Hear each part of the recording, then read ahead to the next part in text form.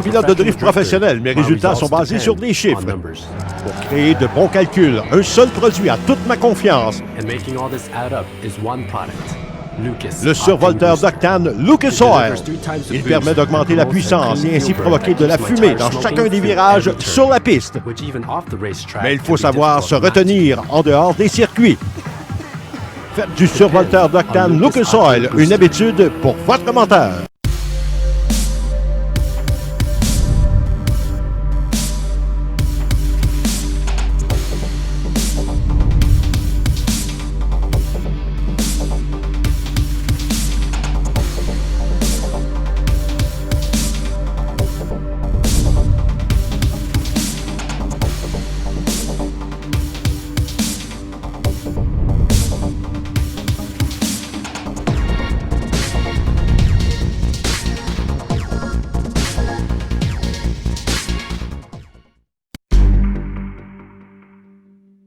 Actuellement, Lou est contrarié.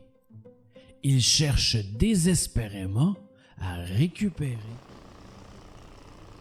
Gentlemen, the vintage are on the way out, and welcoming back for the second time in 3 nights that I get to see this guy, legendary announcer Mr. Doug Elkins. Welcome back. How long has it been since you've been to Cornwall, Doug? About never. Okay, there you go.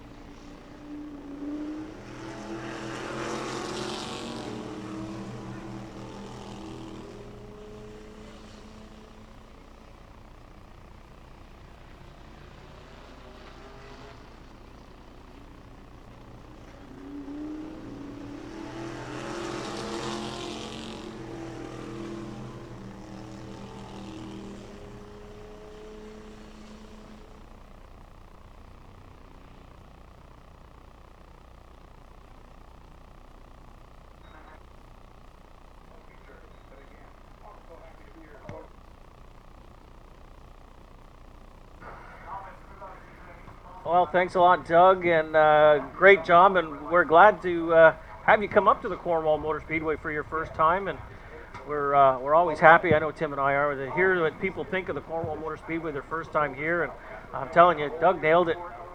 Beautiful brand new bleachers, catch fence, grass just about everywhere you look. That's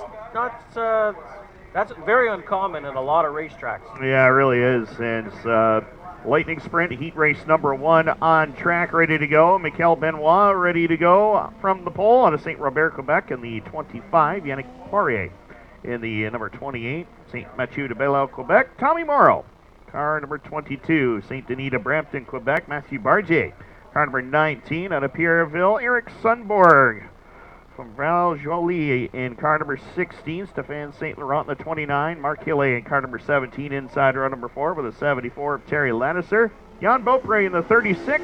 And the 1, Patrick Melte. Green lights are on, and we are underway. They're working down the back straightaway. Yannick Poirier jumps into the race lead early on as they head up into turns 3 and 4 and down across the line. Mathieu Bargier working for the 2 spot. He gets around Michael Benoit for that position down the back straightaway. Tommy Morrow holds on to the 4 spot, followed by Eric Sundborg in 5th. Bringing it down off the corner, Yannick Poirier leads the way. 3 drivers pulling away from the field right now. Top 3 breakaway as Mathieu Bargier working it down the back chute. 1 win this season at Autodrome St. Guillaume back in July. Yannick Poirier sits back there, or sits up at the head of the field right now in lap number 3. Everybody pretty much flat out right now as it's Poirier, Bargier, and Michael Benoit, your top 3 as they come down across the line. 4 down, 4 more to go in this opening heat for the Lightning Sprint. Tommy Morrell still back there for spot number 4. 16 of Eric Sundborg rounds out the top 5. Then it's Terry Ladisser, Stéphane St. Laurent, Mark Hille, the 1 of Patrick Melte, and the 36 of Jan Beaupre completing it. 5 down, 3 to go. Yannick Poirier putting on a clinic here in the opening laps as they head down the backstretch into turn number 3. Yannick Poirier will set it up to the middle of the speedway, down across the line. 2 to go for Yannick Poirier. Fondation's 4 Saison, car number 28B. Bringing it off of corner number 2, a healthy advantage, about 7 car lengths over Mathieu Bargier in second. Michael Benoit still completes the top 3 with Morrow and Eric Sundberg. Now they're going at it for spot number 4 at the white flag lap. Checkered will be flying in the air this time by and Yannick Poirier. Start to finish domination in heat race number 1 for the Lightning Sprints. Mathieu Bargier comes home in second. 25, Michael Benoit will cross in third, followed by Tommy Morrow. Eric Sundborg, the top 5. Terry Ladisser, Stéphane St. Laurent, Mark Hille, Patrick Melte, and Jan Beaupre will complete your field. And that will do it. Heat race number 1 is in the books, and as he makes his way down into victory lane, he has been here a time or 2 before. How about a big round of applause? The 28 of Yannick Poirier. Well, Monsieur Belanger, how are you doing, sir? Doing pretty good. His son last night, Jordan, finished 3rd in the ESS at RPM, so... Not a bad run. Yeah, pretty busy weekend for this gentleman that will start in position number 7 in the second heat. Bon, voici l'aliment de départ pour la deuxième qualification, Lightning Sprint.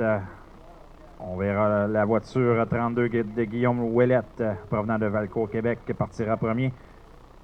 Jeffrey Ware, le 88, partira deuxième de Richmond, Québec. 72, Éric Miro de Repentigny. Numéro 3 de Pascal Lévesque, partira quatrième de Saint-Philippe.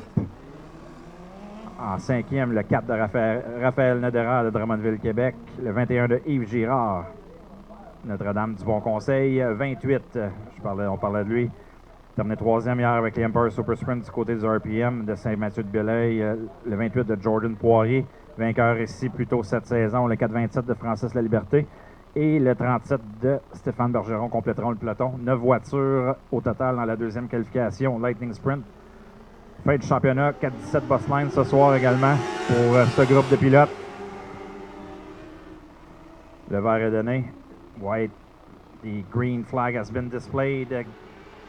Guillaume Ouellette to the lead. Guillaume Ouellette aux commandes de l'épreuve devant Jeffrey Ware et Pascal Lévesque. On surveillera la voiture 28 de Poirier qui va aller chercher le maximum de points. Lui qui est dans la lutte pour ce championnat 4-17 boss line. Guillaume Ouellette aux commandes. Pascal Lévesque avait terminé au 3e rang lors de la dernière épreuve ici au mois de juin dernier. Mais en ce moment, Ouellette toujours le meneur. Pascal Lévesque vient de dépasser le 88 de Jeffrey Ware. Jordan Poirier maintenant 4e, se bat avec le 21 de Yves Girard. Deux des bons pilotes de la division Lightning Sprint en 4e et 5e position. Guillaume Ouellette toujours le meneur dans cette deuxième de 2 qualification Lightning Sprint. Guillaume Ouellette, the race leader in front of Pascal Lévesque and the 88 of Jeffrey Ware. Yves Girard and Jordan Poirier completes the top 5. Poirier trying everything to pass Girard for that 4th position. We will have a battle for the lead as we have a lap car here. The 32 of Ouellette still in front, but Pascal Lévesque trying really hard to pass for the lead. On voit Pascal Lévesque qui s'approche du 32 de Ouellette, le blanc donné ici pour cette deuxième qualification, dernier tour de piste.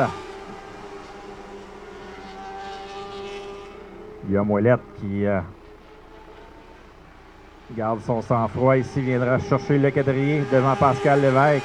Jeffrey Ware en 3e, Yves Girard, Jordan Poirier le top 5, le 72 de Éric Miro viendra chercher la 6e place. Le 4 de Raphaël Nederer, le 37 de Stéphane Bergeron et le 4-27 de Francis La Liberté complètent le peloton. Well, Martin and Tim, I tell you, just like we're talking about our the big guys. Go ahead there, Martin. Sorry. So, a good round of applause for the 32 of Guillaume Ouellette, your heat winner, second heat winner in the Lightning Sprints. We were watching the times with the officials from the Lightning Sprints, and we just looked at that one. 1 minute and 52 seconds to run a heat. So just like the big sprints that when they come here, you don't want to blink or you're going to miss it. So 1 minute and 52 seconds to run 8 laps. That's quick any way you look at it, boys. And now we're getting set for our next level home improvement sportsman. First of 4 heats rolling out onto the track. Jason Shipclark goes away at the number 4, the 15B of Brianna Ladisser. Kaylin Draper in the 18K down on the inside of the second row. Chris Ferguson in the 08. Jonathan Ferguson with the 44. Bob Ray in the 18. And leading the points coming into this evening and just about all season long, the next level home improvement car, the 0 of Shane Pecor.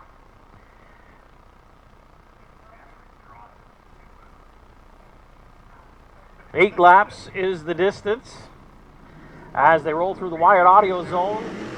They are underway. Ladisser and Shipclark will bring them down the front stretch. Brianna Ladisser cuts a good corner coming out of turn number 2. Rips it down the backstretch into an early lead. Of course, Thursday evening, Brianna Ladisser run about 297 laps out of a possible 200 laps. Of course, plus all of her time trials and heats and everything else. So definitely ran more laps than anybody else on Thursday evening. And here she is leading her heat early on as lap number 3 goes into the book. Way out in front is 15B of Brianna Ladisser. Ferguson making his way into second spot around Shipclark with the 4. He's hanging on to third. Pushes up the track a little too high, and Pecor comes waltzing around. Pecor now up into third with the next level home improvement 0 car. Halfway point, 4 in, 4 to go. First of 4 heats in the next level home improvement sportsman division. Now Brianna Ladisser is making quick work of this heat. Way out in front with that 15B. The whole front stretch lead. And she's out in front of some heavy customers there with Jonathan Ferguson and Shane Pecor. These guys are no strangers in the sportsman division to winning. And Brianna Ladisser is just walking away from the 2 of them.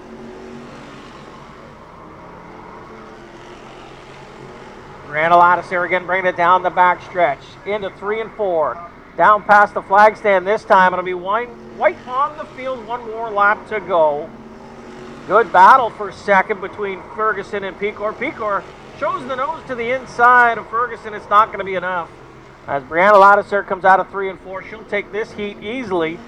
It's the battle now for second and third. Ferguson will finish second with the 44. Pecor will finish third.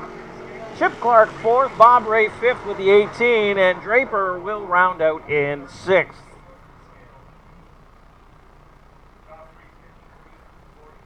Well, again, guys, that's just over 2 minutes for a heat. 8 laps in the books. And how about a round of applause for the 15B of Brianna Ladisser? Okay. We talked about how she did all those laps Thursday, right? Here's how much of an athlete this young lady is. Race Friday night at Mohawk, did the deal there. Saturday night, did a mud run.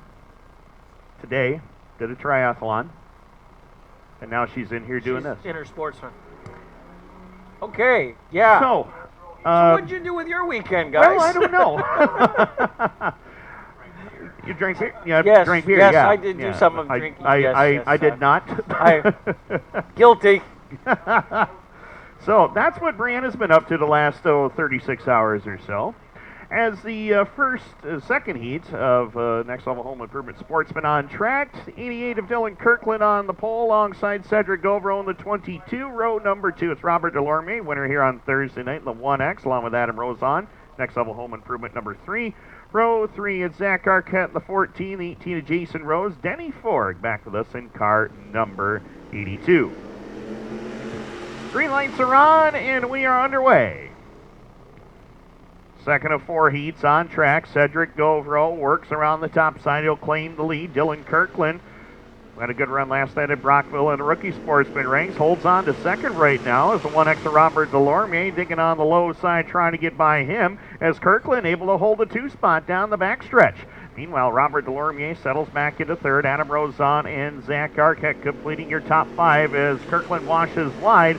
Opens the door for the one of Robert Delorme to scoot on through. Kirkland trying to find the bottom side of the racetrack, maybe get down, but right now he's holding that top groove pretty good as he heads up into turns 3 and 4. But Cedric Govro's driving away from the field right now. Robert Delorme still back there for second. Good battle going on for third as the 3 of Adam Rosen holds on to the spot. He'll slide up in front of Kirkland, take the position away. Now Jason Rose looks to fight back. He's trying for position number 4 right now with Zach Arquette and Denny Ford completing it down across the line. 4 laps down, 4 more to go here in this second of 4 heats for the Next Level Home Improvement Sportsman. And Cedric Govro is putting on a clinic. Man out of Chelsea, Quebec. As Kirkland goes wide in the turn, spins it out, avoids hitting the wall. Yellow lights are back on.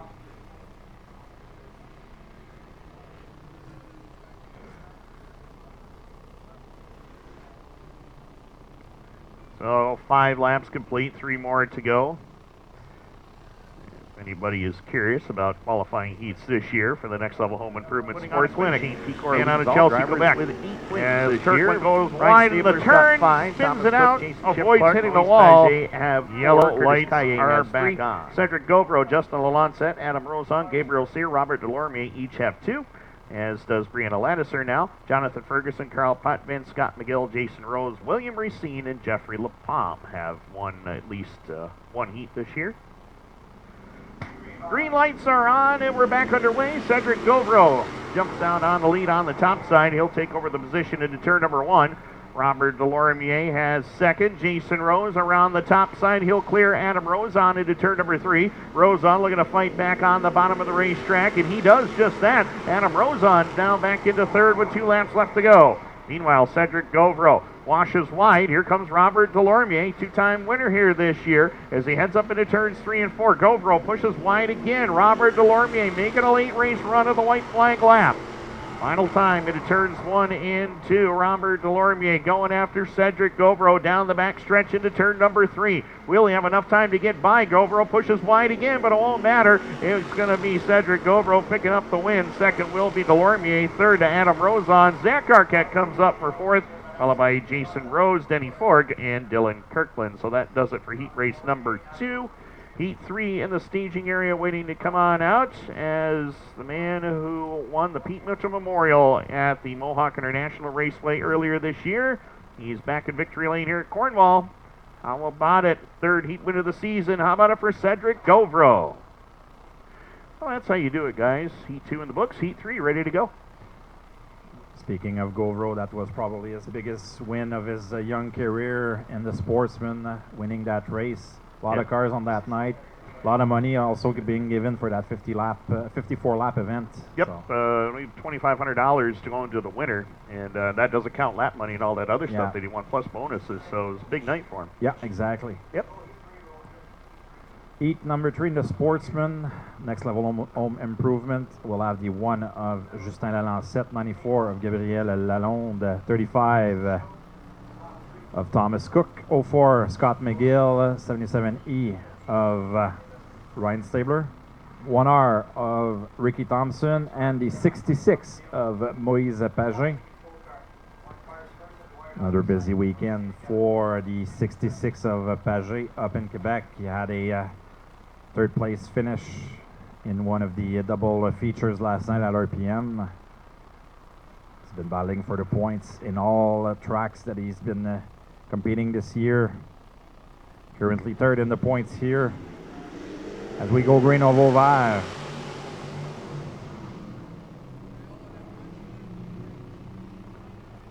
Lalancette to the lead with Gabriel Cyr in second, Thomas Cook third.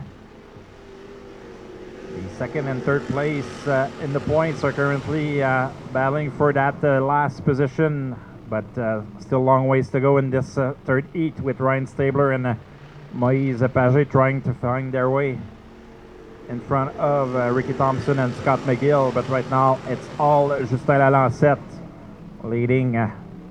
Good battle between Cyr and Cook for that second spot. Thompson holds on that fourth position. McGill goes a little bit too high. That loses his fifth position to Ryan Stabler with Moise Pagé still trying to gain some ground.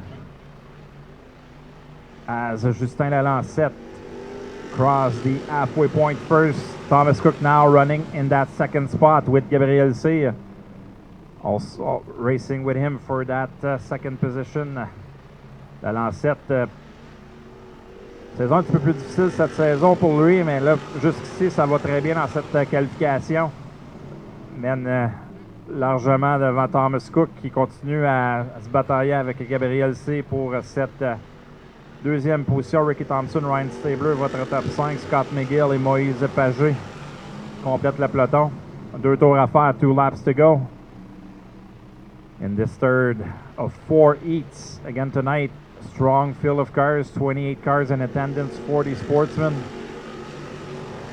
Justin Lalancette qui continue de mener de main de maître cette qualification, leads over Thomas Cook.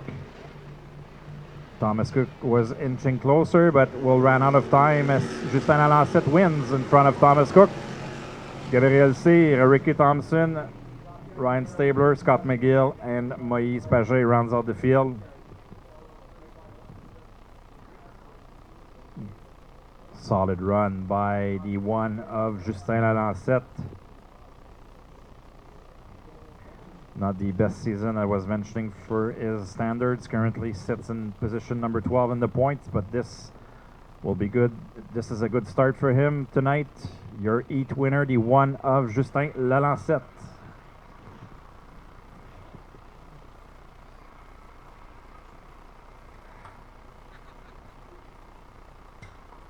Yeah, Justin Lalancette's season, as you mentioned, it has not been much fun for him. And his standards, of course, he's a track champion here, and he expects to be up front challenging for wins, but it has just not been the best of years. His only top 10 in the last, 6 weeks here, July 21st, a 6th place finish. One of only 3 top 10s, including 1 top 5, a 3rd on June 9th. So he's hoping to turn it around right now, and that's a good way to do it. Well, that just tells you the type of fields that we have here on every given week. This is a regular night for the sports. We got 28 of them, and we were talking about it off the air. 28 quality sportsmen. Absolutely. Shane Stearns, the 22S, goes away off the pole. The 29A, Justin DeRosier.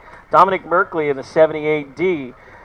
Scott McGill, or the 28K of Kurt Kaye. Devin Willis in the 21W. Billy Cook in the N70. And Gavin Riddell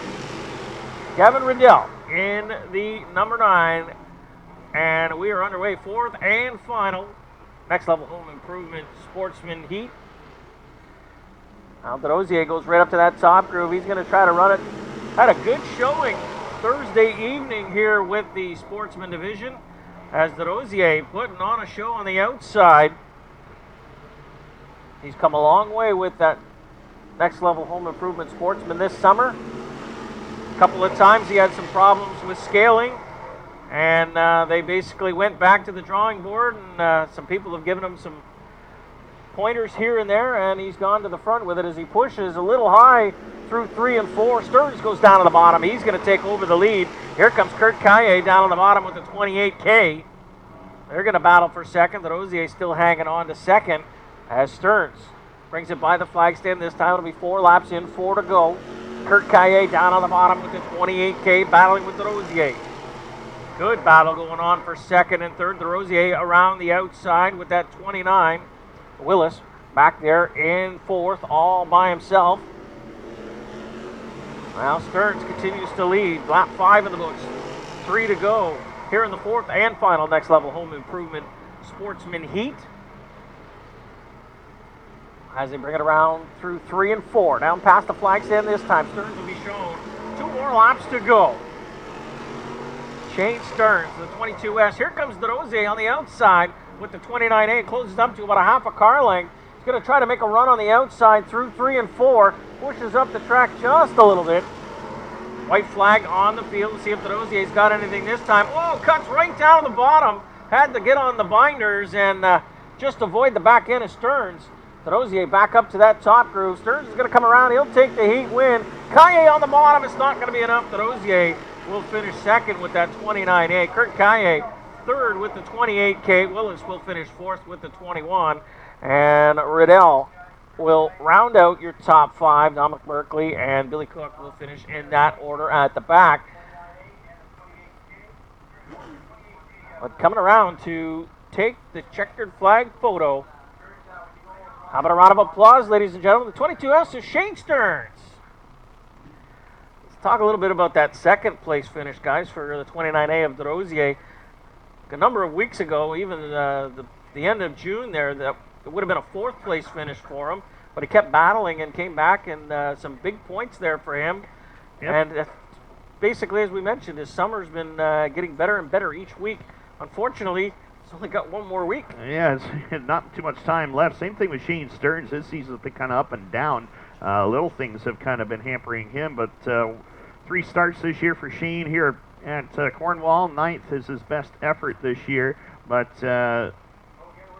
good time to get a heat win as the Brockville native will be ready to go. Of course, he got that 9th place effort here last Sunday night. He was 17th in the tour race here on Thursday night.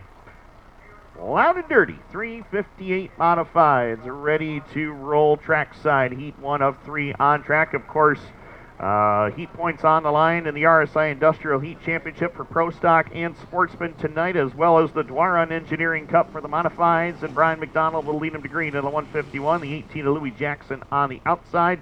Row number 2 is going to feature the 7mm of Michael Maresca, the 38 of Luke Whitaker, making the long haul all the way from Sarnia by way of Iroquois, Ontario as well. As row number 3 is going to feature the 22C of Super Mario Claire from St. Edmund, Quebec, and our point leader, the 66 of Kerry Terrance. 10 laps the distance. All starts and restarts at the wired audio sign. In turn number 4, and we're green. Slim jumps to the top side of the racetrack and drives away from a quality field. Down the back straightaway, and the Twin Leaf teammates dicing it up for second and third. Here comes the 18 of Jackson on the top side, Michael Maresca. Down across the line, he'll take the 2 spot. Mario Claire jumps it up the 4th with Luke Whitaker to the top 5. Keep in mind, top 5 do get heat points towards the Dwaron Cup. And the 151 of McDonald's has the maximum for now at 5 points, bringing it down across the line. Lap number 2 is up on the scoreboard, and Brian McDonald setting a torrid pace down the backstretch. Maresca slipped up the hill, opens the door, and Luke Whitaker drives on through. He'll take over the number 3 spot. Maresca tries it again. He'll take over third down the front straightaway. Whitaker trying to fight back as they head up into turns 1 and 2. Mario Claire and Kerry Terrance. That is your field right now, but Brian McDonald Cornwall, Ontario, Canada. 1 win already this season. Coming back on May the 26th. It's his only win of the year across the 2 tracks he competes at on a weekly basis here in Mohawk as he come down across the line this time by. We're going to be halfway home, 5 down and 5 more to go. Straightaway advantage for the 151 of McDonald. 18 of Jackson back there for second. Maresca trying to hold on to third. Luke Whitaker making a charge down on the low lane as Whitaker making a move on Michael Maresca, trying to get by for third, and he can't quite pull it off as Mario Clare and the 66 of Kerry Terrance complete it down the back stretch. Brian McDonald literally in a class of his own down here tonight, working his way down the front chute, still straight away. The battle for second has been a great one. 18 of Louis Jackson, 7 of Michael Maresca, and the 38 of Luke Whitaker. Whitaker trying a different line into turns 3 and 4. Trying to get to the inside, nearly 3 wide, coming off of corner number 4 for these 3 drivers. With 2 laps left to go, Brian McDonald setting the pace down the back chute. Still a straightaway advantage. The 18 of Louis Jackson Jr. doing all he can to hold back Maresca and Whitaker. White flag in the air this time by for Brian McDonald as the veteran sets it up off of corner number 2. A straightaway advantage for the man out of Cornwall, Ontario, Canada. And that is how they're going to finish. McDonald will pick up the win. Second spot still up for grabs. It'll go to Jackson. Maresca will cross into third, followed by Luke Whitaker. Mario Clare gets the final heat point in the 22C as Kerry Terrance, 1 spot out of the money there in 6th. So no heat points for Kerry Terrance, and Slim picks up the maximum of 5. So we'll see what happens here as Brian McDonald makes his way down into victory lane. How about a big hand? The 151 of Brian Slim McDonald. There you go. Heat 1 in the books. Heat 2 ready to go next. McDonald had a solid start in that race for the Cure 150 on last Thursday as he led a lot of laps. But looking at the points tonight, you were talking about Kerry Terrance getting no points. He came in with a 12-point lead over Corey Wheeler. So the points battle is still tight between the top 3 with Carl Dingwall also in the mix at 568 with 2 points night left with tonight and next week with the last leg of the Fatless Chip Stand Canadian Nationals next week, 125 laps.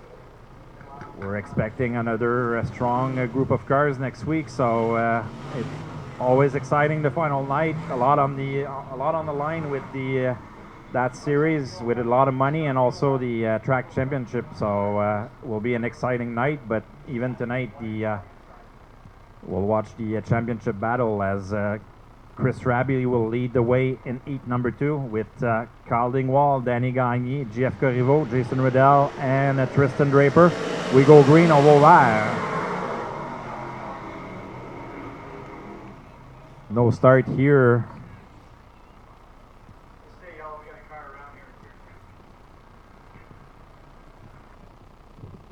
Got a vehicle that needs to be moved. It has, it's a brown Fiat, license plate X10PJD, X10PJD. It is Quebec plates. Riddell and Tristan Draper.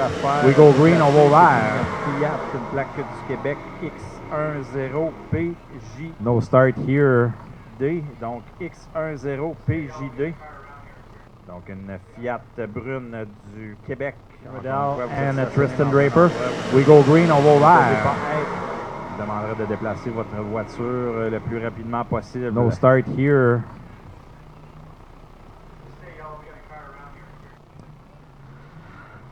Well, you guys were mentioning the points coming into this evening for the Loud and Dirty Modified. Kerry Terrance getting no points in his heat. Kyle Dingwall with the best draw position. He'll be starting outside pole. It gives him the best opportunity at it. Corey Wheeler will be starting 5th in his heat. So if Corey wants to pick up some points, he's going to have to work his way up. And as you mentioned, Kerry Terrance, it's just the luck of the draw now, the way we do things. And Kerry, one of the first weeks, didn't draw very well. And that's why he got the starting position he did. Corriveau, Jason Riddell, and Tristan Draper. We go green, on va vert. As things are very, very tight at the top. No start here. We've seen some tight championships, guys, in the Loud and Dirty Modifieds, but this year, especially a few weeks ago, the top 3 runners were I think within 5 or 6 points from each other in the top 3. It changed a little bit with the race for the Cure 150 on Thursday, but it's been tight for at least the last month between these 3 drivers. So. And you can't even count Mario Claire out in 4th, coming in just a couple, about 80 points behind the leader with 2 weeks to go. No, exactly. Tight point battles all over the place, guys, and we're ready to go green. We're back to green, de retour vert. Chris Rabry to the lead. Good start for the 01 of Rabby. Looking to get a second championship at Mohawk on Friday nights. Gagné spins in a turn number 3 and 4. Yellow flag is out.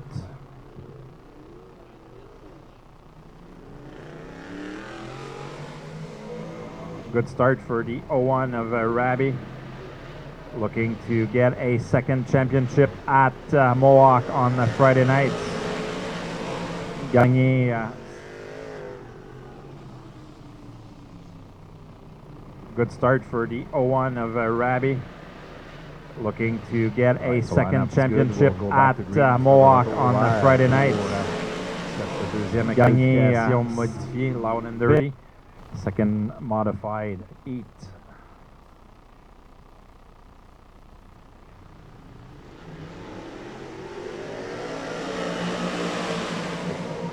Green flag displayed. A good start for Rabby here over Calding-Wall. Almost a 3-wide battle for that third place between Corriveau, Gagné, and Draper. No change in the top 3, and as Gagné comes in really hard in turn number 3, takes that third place over the 96 of Corriveau. As Chris Rabby leads the way. Corriveau does the same thing to Gagné as he retakes that third position. Battle hard between these 2 drivers as they are challenging for that third place. I'm pretty sure we'll have some discussions in the pits as they are parked right across each other, so should make that interesting in the pits as the 01 of Chris Rabby still your race leader over Calding-Wall. Le 01 de Chris Rabby continue de mener cette qualification devant Calding-Wall. JF Corriveau en 3e, Danny Gagné 4e. Ces deux-là ne se sont pas laissés de quartier pendant quelques tours. Sûrement avoir des discussions animées dans les puits entre ces deux-là alors qu'ils sont stationnés pratiquement un à côté de l'autre. Mais aucun dommage pour les 2 pilotes. Ça a été seulement de bons dépassements. Alors que Chris Rabby continue de mener sur Calding-Wall. Dingwall qui irait chercher jusqu'ici 4 points dans le championnat.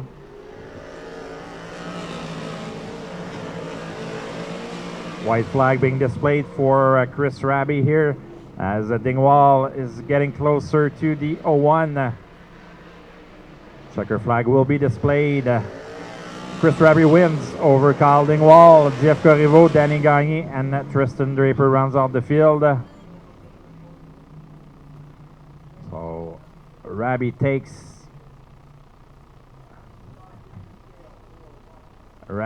the win.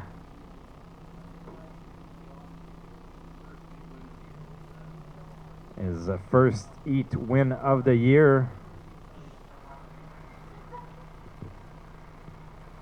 So Rabby elected to go to the scale as Calding-Wall finishes in second, collects 4 points as we are sending heat number 2 on the Speedway, guys. I think we're going to have to call this the family heat as we've got 2 brothers going away off on the poles. The 88, the General Lee Ladisser, outside of him, brother Joey Ladisser. Kevin Amell in the 13.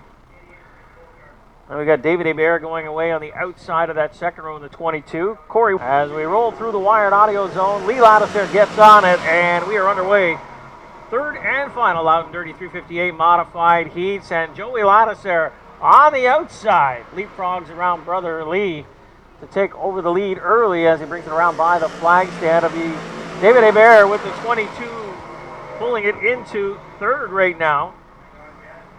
Kevin Amell in the 13, Corey Wheeler in the 47S hanging back in fifth. Now Joey Ladisser way out front, pulling away from the rest of the field. Lee Ladisser hanging on a second right now with that Jim Performance Plus ride.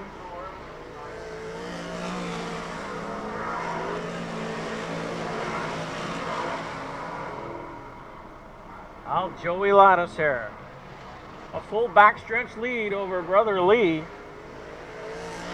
And he's putting down some pretty good laps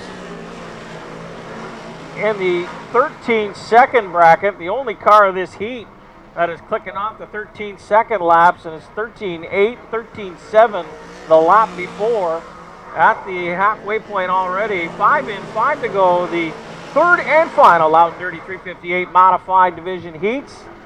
Now Joey Ladisser still in the 13-second bracket. 13.9 on the last lap, bringing it around for a lap number 6 in the books. 13.96. So Joey Ladisser's got something figured out here early on, as the battle now is for last. As Corey Wheeler goes around, picks up another spot and some more points for the Watteau Engineering Cup. He's going to try to gain some more on David Hebert. Every point right now will help that 47S as he comes into third in points this evening, or sorry, second rather, trying to chase down Kerry Terrence. With 2 laps to go for Joey Ladisser in the number 23 ride. Almost got a half-track lead over brother Lee Ladisser in the 88. Now Joey comes around. White flag will fly for him. Lee Ladisser bringing around in second. Corey Wheeler now up to the number 3 spot. But it's all Joey Ladisser in this heat. He brings it out of 3 and 4. He took his foot off the gas, and he had lots of time to do that. But still in the 13th-second bracket, as Lee Ladisser comes around, he'll take second. Corey Wheeler picks up very important Watteau Engineering Cup points for third. David Hebert will finish fourth with the 22, and the 13 of Kevin Amell will round out the top 5. As he brings it around by the flag stand for the victory photo. How about a round of applause for the 23 of Joey Ladisser? Well, guys, Joey's got something figured out here. All but 2 of his laps were in the 13-second bracket out of 10 laps. Most of the other cars have fallen off into the 14-second bracket, but Joey was in a rocket ship tonight in that number 23, Mr. Rad Ride. He was, as Alexandria Home Hardware Pro Stock Heat number 1 ready to roll to the Speedway right now.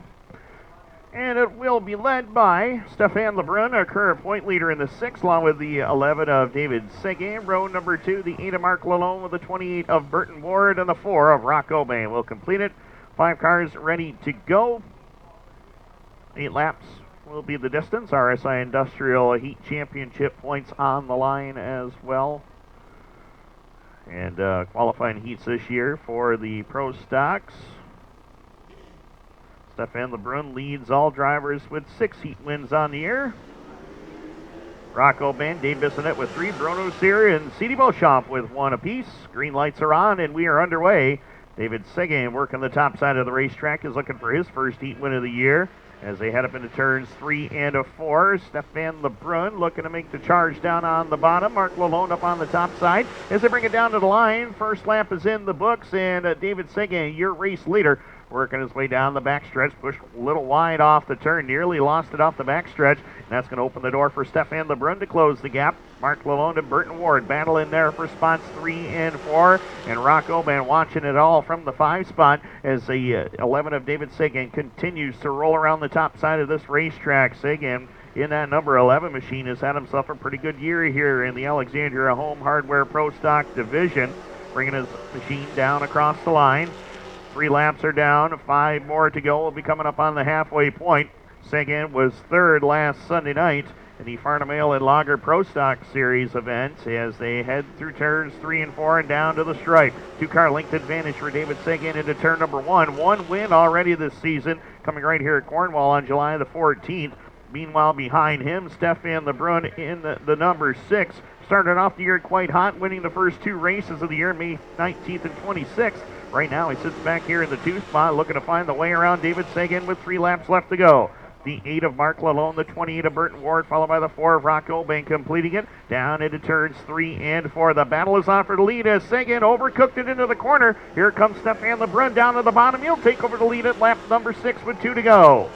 Stefan Lebrun takes advantage of a costly mistake by David Seguin. Now Seguin rallying back as Lebrun slipped up off the turn. Good seesaw battle for the race lead down to the stripe. White flag in the air for Stefan Lebrun.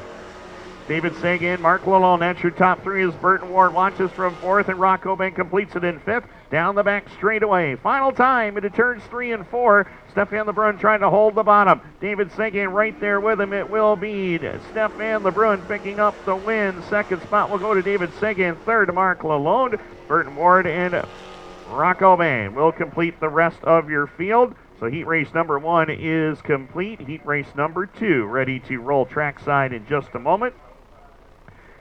Started off the year with 2 consecutive feature wins. Parks it in victory lane for a 7th time in a qualifying heat here at Cornwall. How about it for the 6th of Stefan Lebrun? There you have it. Heat 1 in the books. Heat 2 ready to go trackside right now. Well, Timmy, it was very important. 5 points for Stefan Lebrun. He only had a 17-point lead coming into this evening over Dave the Bulldog Bissonnette. And, of course, Dave Seguin in 3rd in points coming in this evening.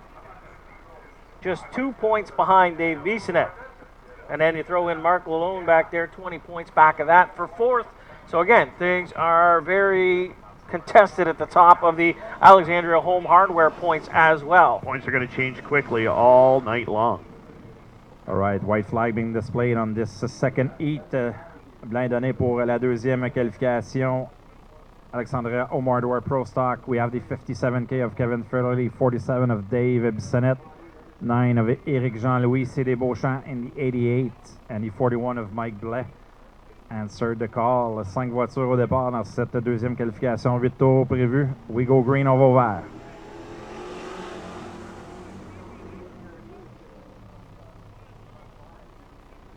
Kevin Federley to the lead. Dave Bissonnette and C.D. Beauchamp follows. Beauchamp decided to join the field tonight.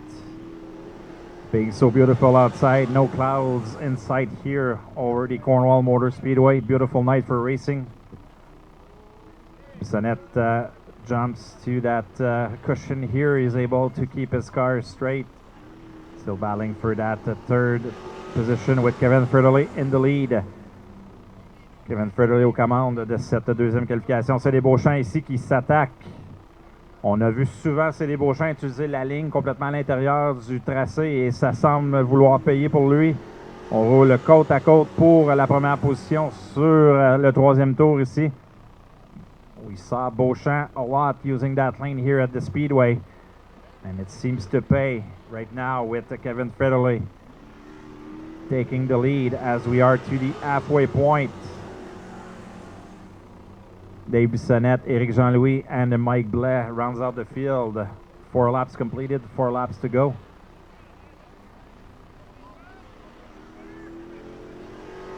C'est Beauchamp to the lead.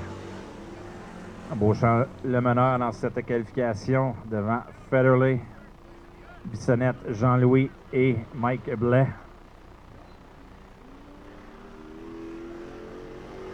2 laps to go, 2 tours à faire pour C.D. Beauchamp. Beauchamp, the race leader right now with Federley and Bissonnette.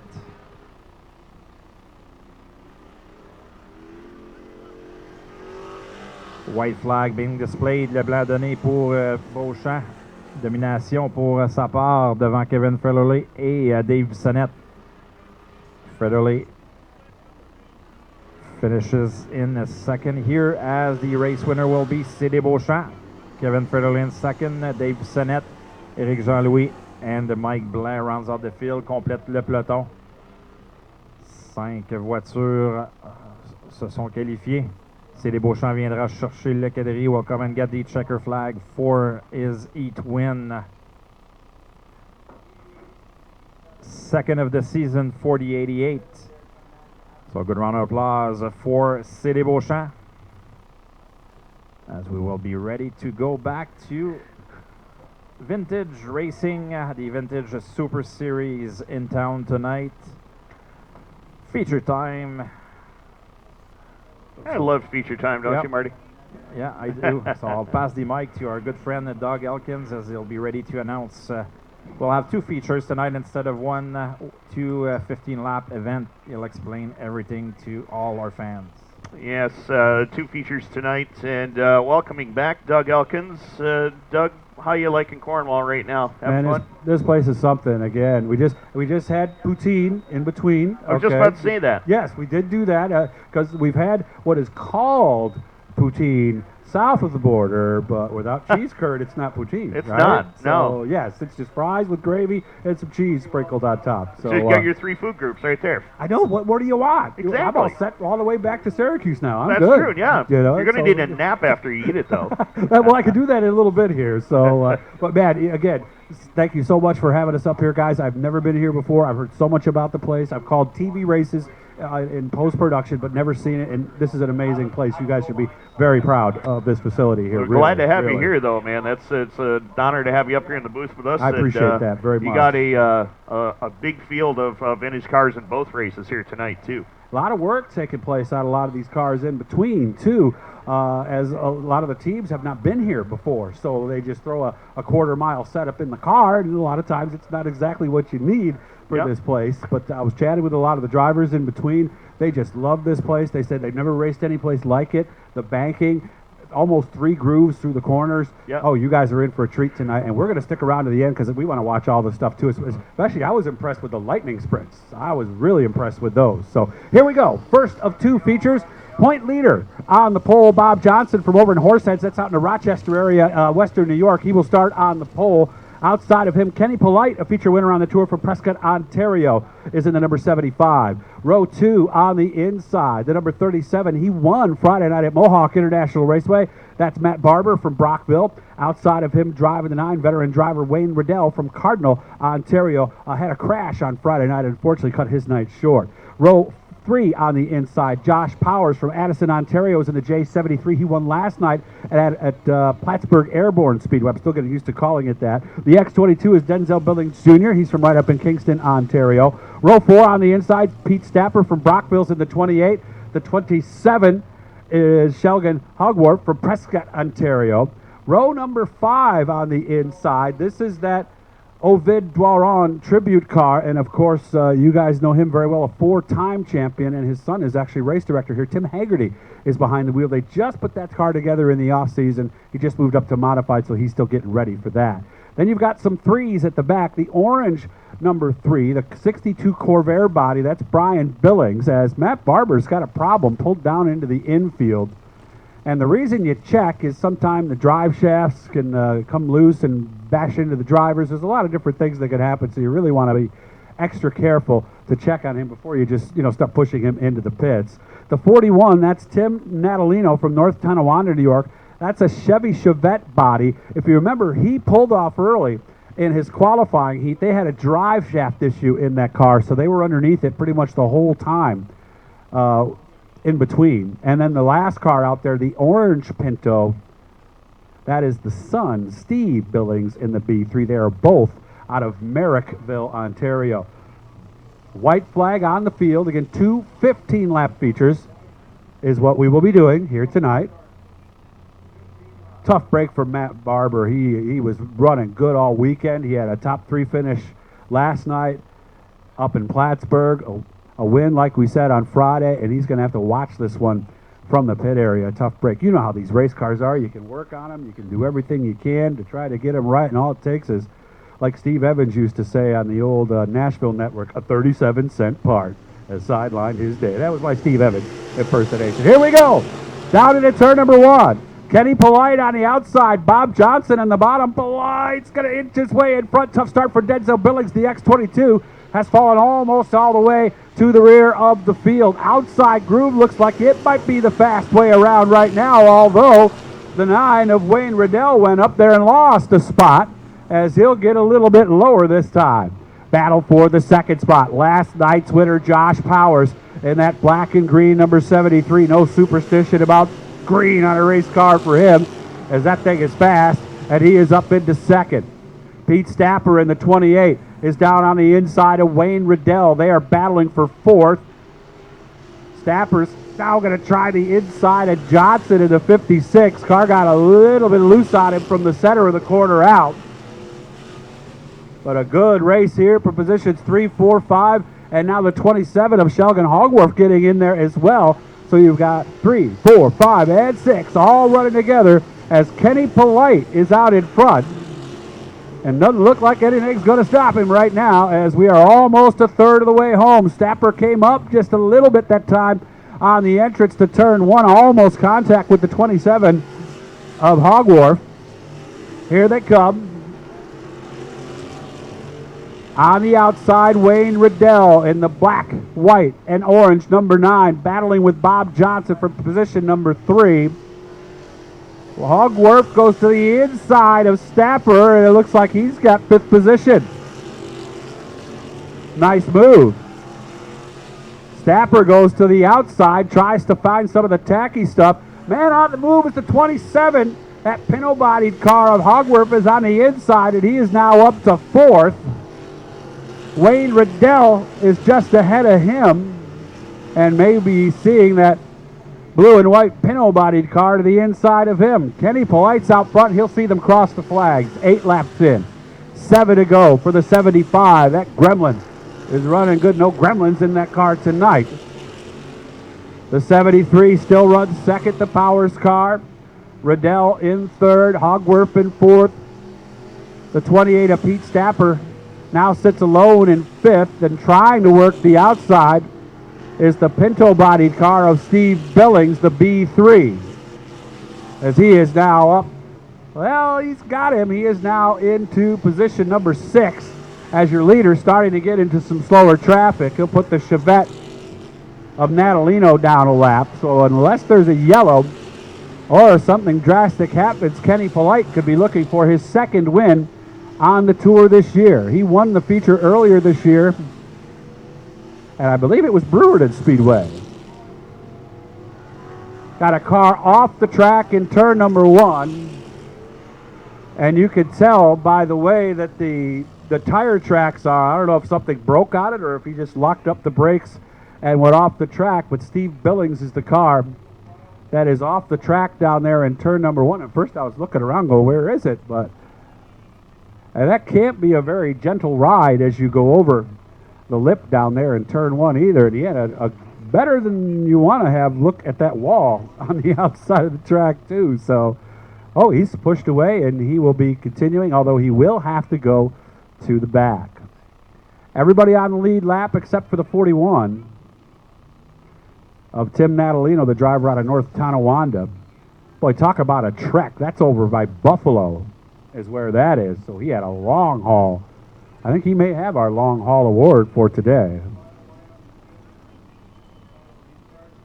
Single file restart as we are past way in this feature event. 4 laps remaining as the vintage cars finish off their 3-race Super Series weekend. Began at Mohawk International Raceway on Friday, Plattsburgh Airborne Speedway last night, and then obviously here tonight they'll be at Can-Am for 2 shows in a couple of weeks, and they'll finish things out at another tiny quarter mile at Paradise Speedway in Geneva in mid-September. So only 3 more races after tonight for these vintage cars. Hard to believe. I don't know where the season went. I really don't. Hard to believe we're talking about September and going back to school and football. And of course, what's the fall sport in Canada? I don't really know, guys. Hockey. Okay, so hockey's starting soon. That's good. Oh, that's right. The NHL starts, I think, is it late September, early October? About the same time basketball. NBA starts about the same time. So junior camps have started already. Nice. Green flag is out. 4 to go. Polite, Powers, Riddell, the top three. Riddell going to the outside, heading into turn number 3. Wayne Riddell trying to get his way up to the runner-up spot. Can he get there? Not this time. Riddell's committed to that top side. The 73 came up a little bit, and Riddell goes off the track and spins. I don't believe there was any contact.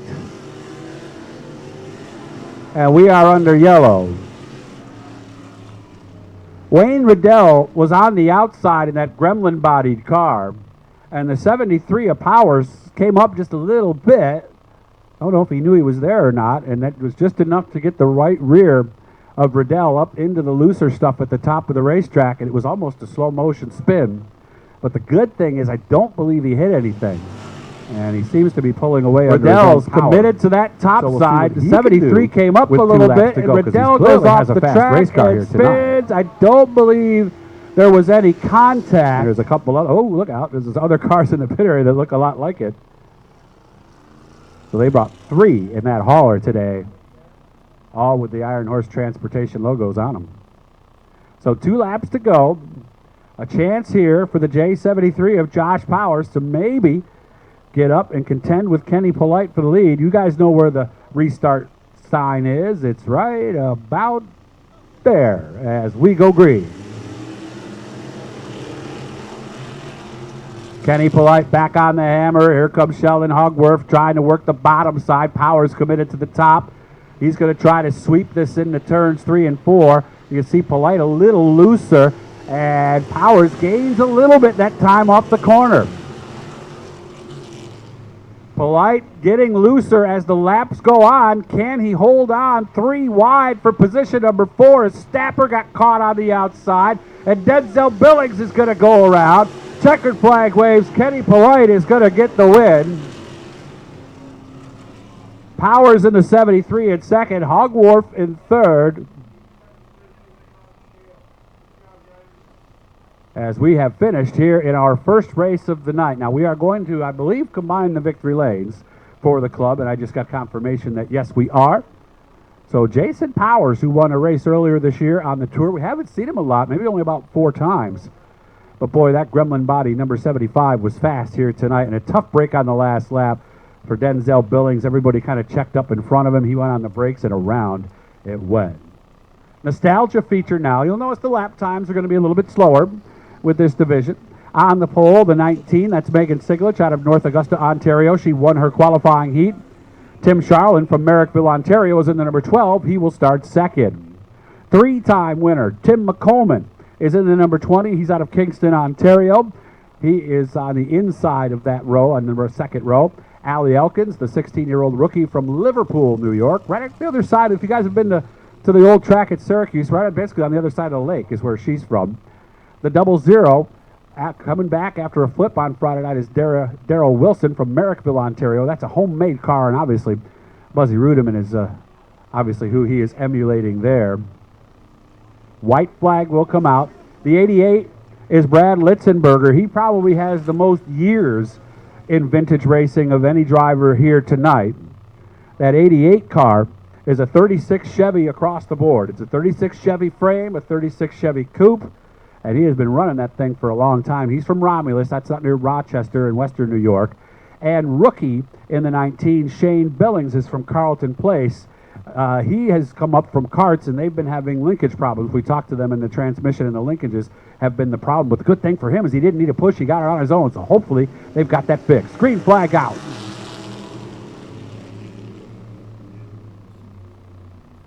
Megan Siglich works her way to the front. Charlin in the 12 will follow her into turn number 3. Tim McColeman looks committed to the bottom in the number 20. Allie Elkins right behind, and Wilson in the 00 round out the top 5. Billings in the 19 has picked up a spot. He found his way around Litzenberger as we work lap number 2. Megan Siglich out in front. You can see the high line she runs, and you can see what Charlin's thinking. He's going to try to get up underneath her. Tim McColeman in third. You can see Allie Elkins working the wheel as she came by, as she's trying to figure out if she might be able to do something with 3-time winner Tim McColeman. Siglich, you can see she's just trying to not pay attention to what's going on behind her at all and just race the track, looking for her first win. Siglich started go-kart racing when she was 7 years old, and she is in her 3rd year with this tour. So despite being just 17, she's got a lot of laps under her belt in all different forms of racing. 4 cars have separated themselves from the rest of the field as we'll complete lap number 5 this time. Siglich, Charlin, McColeman, and Elkins. Elkins getting a little loose that time as she went through the corner. She's thinking about trying the inside of Tim McColeman, but kind of pinched off her entrance a little bit that time down into turn number 1. Siglich, Charlin, McColeman, Elkins, Wilson back there in 5th. Billings in 6th. Brad Litzenberger in 7th.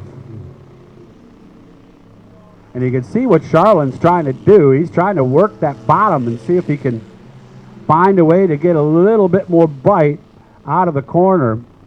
Siglich has one of the newer chassis, so she may have a little bit of an advantage there. They'll get the crossed flags when they come around this time. Really top 4 cars. I'm sure if you looked at the lap times, they've got to be pretty close right about now. And they are coming up on some slower traffic as Brad Litzenberger is there. 8 in, 7 to go as they saw the crossed flags that time coming through the corner. You can see what Elkins is trying to do. She's trying to groom up the outside in 1 and 2 and see if she might be able to sweep by McColeman. Siglich and Charlin will go by Litzenberger as they will put him down off the lead lap. Now McColeman gets by. Elkins wiggled a little bit on the backstretch that time, but she'll be able to get by Brad Litzenberger as well. 5 laps to go as they wave to the field here at this wonderful facility up here in Cornwall. Oh my God, you guys are so fortunate to have this track in your backyard. Siglich, Charlin, McColeman, Elkins, as they have been pretty much since the drop of the green flag. Gremlin body on the Siglich car. The 12 of Charlin is a 39 Chevy, and McColeman's got a problem. He's slowed. I wonder if he has clay in that left front tire as Elkins is now up to 3rd. Yeah, McColeman's definitely got a problem. Right rear may be getting soft is what it looks like, as he is now falling way off the pace. 2 laps left to go as the young teenage ladies look to take 2 out of the first 3 positions perhaps tonight. Siglich in front. Yeah, McColeman's right rear is definitely getting soft on that car. Siglich with 1 to go has got 2 slower cars in front of her. This could decide the race. White flag out. Here comes Charlin down to the inside. Megan Siglich still has the lead. These slower cars, they're right there. Siglich has got to try to get to the outside. Here they come. Charlin on the bottom. Checkered flag out at the line. It's Megan Siglich with the win by about 3 feet. Tim Charlin in 2nd. Allie Elkins in 3rd. Tim McColeman in 4th. 5th place goes to the 00 of Darrell Wilson, and Brad Litzenberger in the 88 rounds out the top 6.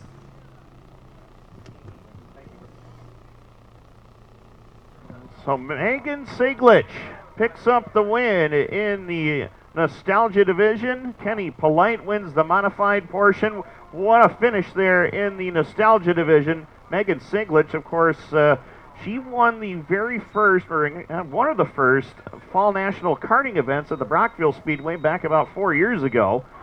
And Jeff, her father, a longtime runner here in modified and sportsman, and of course the old semi-pro late model division as well. Great racing family, and great to see Megan Siglich in victory lane. And Martin Belanger is headed down there trackside. Good folks at Bank of Montreal headed down there in victory lane as well. And Kenny Polite, it's his 2nd win of the weekend. He won last night in dominant form at Brockville, picking up his 2nd vintage championship. He's out of the car, 2nd of the weekend. How about it for Kenny Polite? And we'll head down and see Martin Belanger trackside.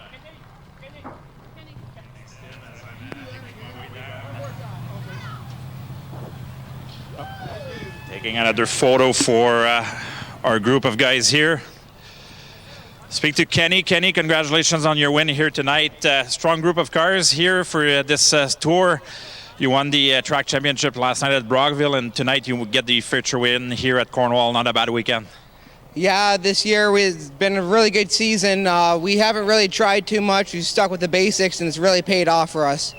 Any people you would like to thank? I know it's always a lot of work for building these cars and doing all these tours and traveling a lot. Yeah, my dad is big help for this, and Steve Polite there. Steve Polite, Sand and Gravel, main sponsor. My fiance and our little one, they're always there to help me. The Splash Well Drilling and Joey Evans from Dirt Car Parts. All right, so congratulations on your win tonight, and we'll wish you luck for the rest of the season in the Tour. So a big round of applause for Kenny Polite in the modified division. I'll go speak to Megan Siglich, winner of the Nostalgia feature. Megan, first of all, congratulations. Solid run here tonight. You came into the final lap of this feature with lap traffic. You had Tim Charland with you, probably becoming a little bit nervous. Yeah, I wasn't. I heard him behind me the whole race, but I never saw him get on the inside of me or the outside of me the whole time until I think the second last lap. So when we were coming up to Shane and Daryl there, he was on the inside of me, but I managed to pull through. You just, I guess, for the full feature, you managed to hold your line, and that really paid off for that feature. Yeah, that's always what I focus on. No matter if I'm first, last, or in the middle, I always focus on holding my line. I like it when other drivers trust me, and I like it when I can race with people, and I don't want anyone to worry about anything when it comes to coming up to me on the track. All right, so congratulations on your win. Megan Siglich, your Nostalgia feature winner here tonight. A big round of applause for the Vintage as they brought cars from everywhere, from Ontario and also from the central New York area. So to come and race here tonight for the Dirt Nostalgia Tour, as they'll be back with us next year in 2020. So guys, back up to you as we will start our intermission, and we still have 4 features for you guys here tonight. I got it. Donc, juste pour résumer les commentaires de nos 2 pilotes, Kenny Polite qui a remporté la finale modifiée pour les Vintage. Très heureux d'avoir remporté la victoire. Ça a été une longue saison pour lui qui a gagné le championnat hier du côté de Brockville. Puis ce soir, il vient chercher ici. Il dit ouais, ça a été une belle saison. On a beaucoup de gens qui nous ont aidés. Puis ça a été une très bonne saison pour le 75 de Kenny Polite. Du côté de Megan Siglich, elle nous en a dit beaucoup, elle qui a gagné la 2e finale. Ça s'est joué au dernier tour avec Tim Charland. Il dit oui, mais il dit je fais toujours confiance. Il dit moi, mon but, c'est que je focus sur la ligne, puis sur ma ligne de course, puis j'essaie toujours de focuser là-dessus. Puis j'ai beaucoup de respect pour les autres pilotes autour de moi, puis j'espère qu'ils font la même chose avec moi, qu'ils ont beaucoup de respect. Puis Megan Siglich, qui était très heureuse d'avoir gagné cette victoire-là. Elle qui est une régulière, qui était une régulière dans le passé dans les karts. Donc pour elle, être capable d'aller chercher la victoire ici ce soir, là, très heureuse de pouvoir gagner du côté des Vintage.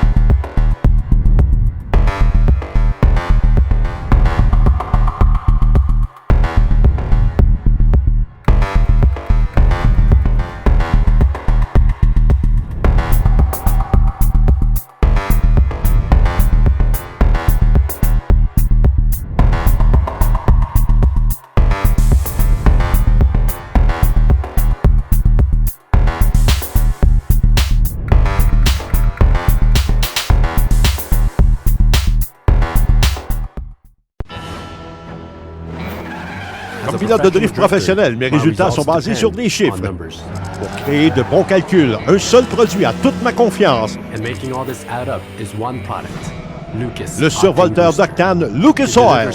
Il permet d'augmenter la puissance et ainsi provoquer de la fumée dans chacun des virages sur la piste. Mais il faut savoir se retenir en dehors des circuits. Faites du survolteur d'octane Lucas Oil une habitude pour votre moteur.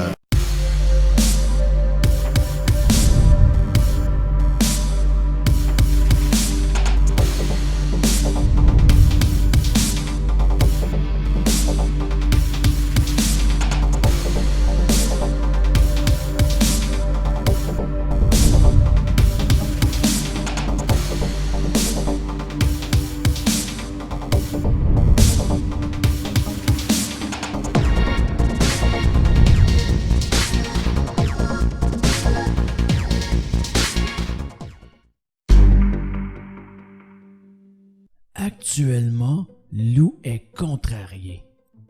Il cherche désespérément à récupérer ce qui lui tient le plus à cœur. La tablette 360. Donne-moi la tablette! Non! Donne-moi la tablette! Non! Donne-moi la tablette! Présentement, Loïc bouille énormément en dedans de lui. Son frère lui a pris la tablette 360. Moi qui vrai. Hey! Penses-tu vraiment que papa, il va écouter 360 Nitro.tv? Pas sûr. 360 Nitro.tv, tu ne veux pas manquer ça. Devenez supporter 360. Pour seulement 10 $ annuellement pour supporters personnels, les supporters réguliers recevront un autocollant 360 Nitro.tv personnalisé à leur nom. Et pour les supporters affaires, pour seulement 50 $ annuellement, l'affichage inclura un lien vers votre site Internet. Tous les détails sur le 360nitro.tv. Allez, fais comme moi, deviens supporter 360. Allez vite, fais comme moi, deviens supporter 360. Si elle est capable, vous autres aussi. Devenez supporter.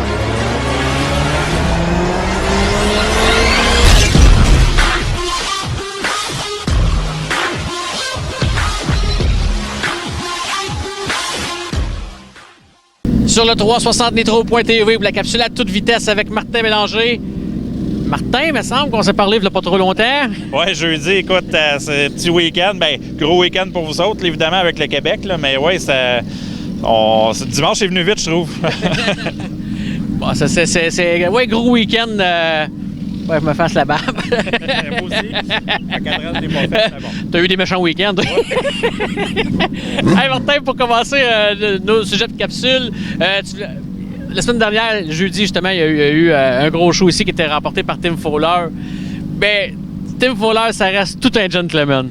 Oui, écoute, pendant l'entrevue, il a parlé de son coéquipier Michael Maresca. Il se sentait presque mal d'avoir gagné le 12 000 au dernier tour, justement, semblable à ce qu'on avait vu l'année passée avec Shepard puis Matt Williamson. Mais non, il se sentait pratiquement mal d'avoir gagné la finale. Puis il a vanté Maresca pendant pratiquement toute son entrevue puis tout ça. Puis du côté de Maresca, bien, si vous avez entendu l'entrevue, moi, ce que j'ai vraiment aimé, c'est qu'il semble avoir fait face à beaucoup d'adversité. Parce que je veux pas, Maresca, ses parents ont beaucoup d'argent à St. Lawrence Radiology. Si tu regardes le groupe de pilotes qui sont ensemble, eux, avec toutes les voitures orange et noires qu'on voit ici, là, avec Carrie Terrence, avec, je cherche son nom, Brianna Dussert, c'est ça, Mike Dussert, tout ça, tout ce groupe-là ensemble. C'est un groupe qui ont beaucoup d'argent. Puis je pense qu'il y a beaucoup de jalousie dans ça. Puis j'ai vraiment aimé la portion avec Maresca au début qui disait, tu sais, au début de l'année, là, le monde m'a dit, tu feras rien, puis tout ça. Puis on s'est roulé les manches, puis je vais te dire, il y a vraiment beaucoup de succès depuis une couple de semaines, puis notamment ici, là, tu sais, ça fait les deux grosses épreuves, la série Canadian Nationals à début août. Puis là, avec celle, le Race for the Cure, les deux courses, il a terminé deuxième dans les deux courses. Puis, tu sais, veux pas, on a des bons pelotons aussi avec les gars du Québec qui se présentent, puis avec la série, avec la course qu'on a eue jeudi. Fait que pour lui d'être capable de revenir, tu sais, oui, il était déçu, évidemment. Tu sais, il voulait gagner pour ses parents. Tu sais, c'était eux autres les commentateurs de la soirée.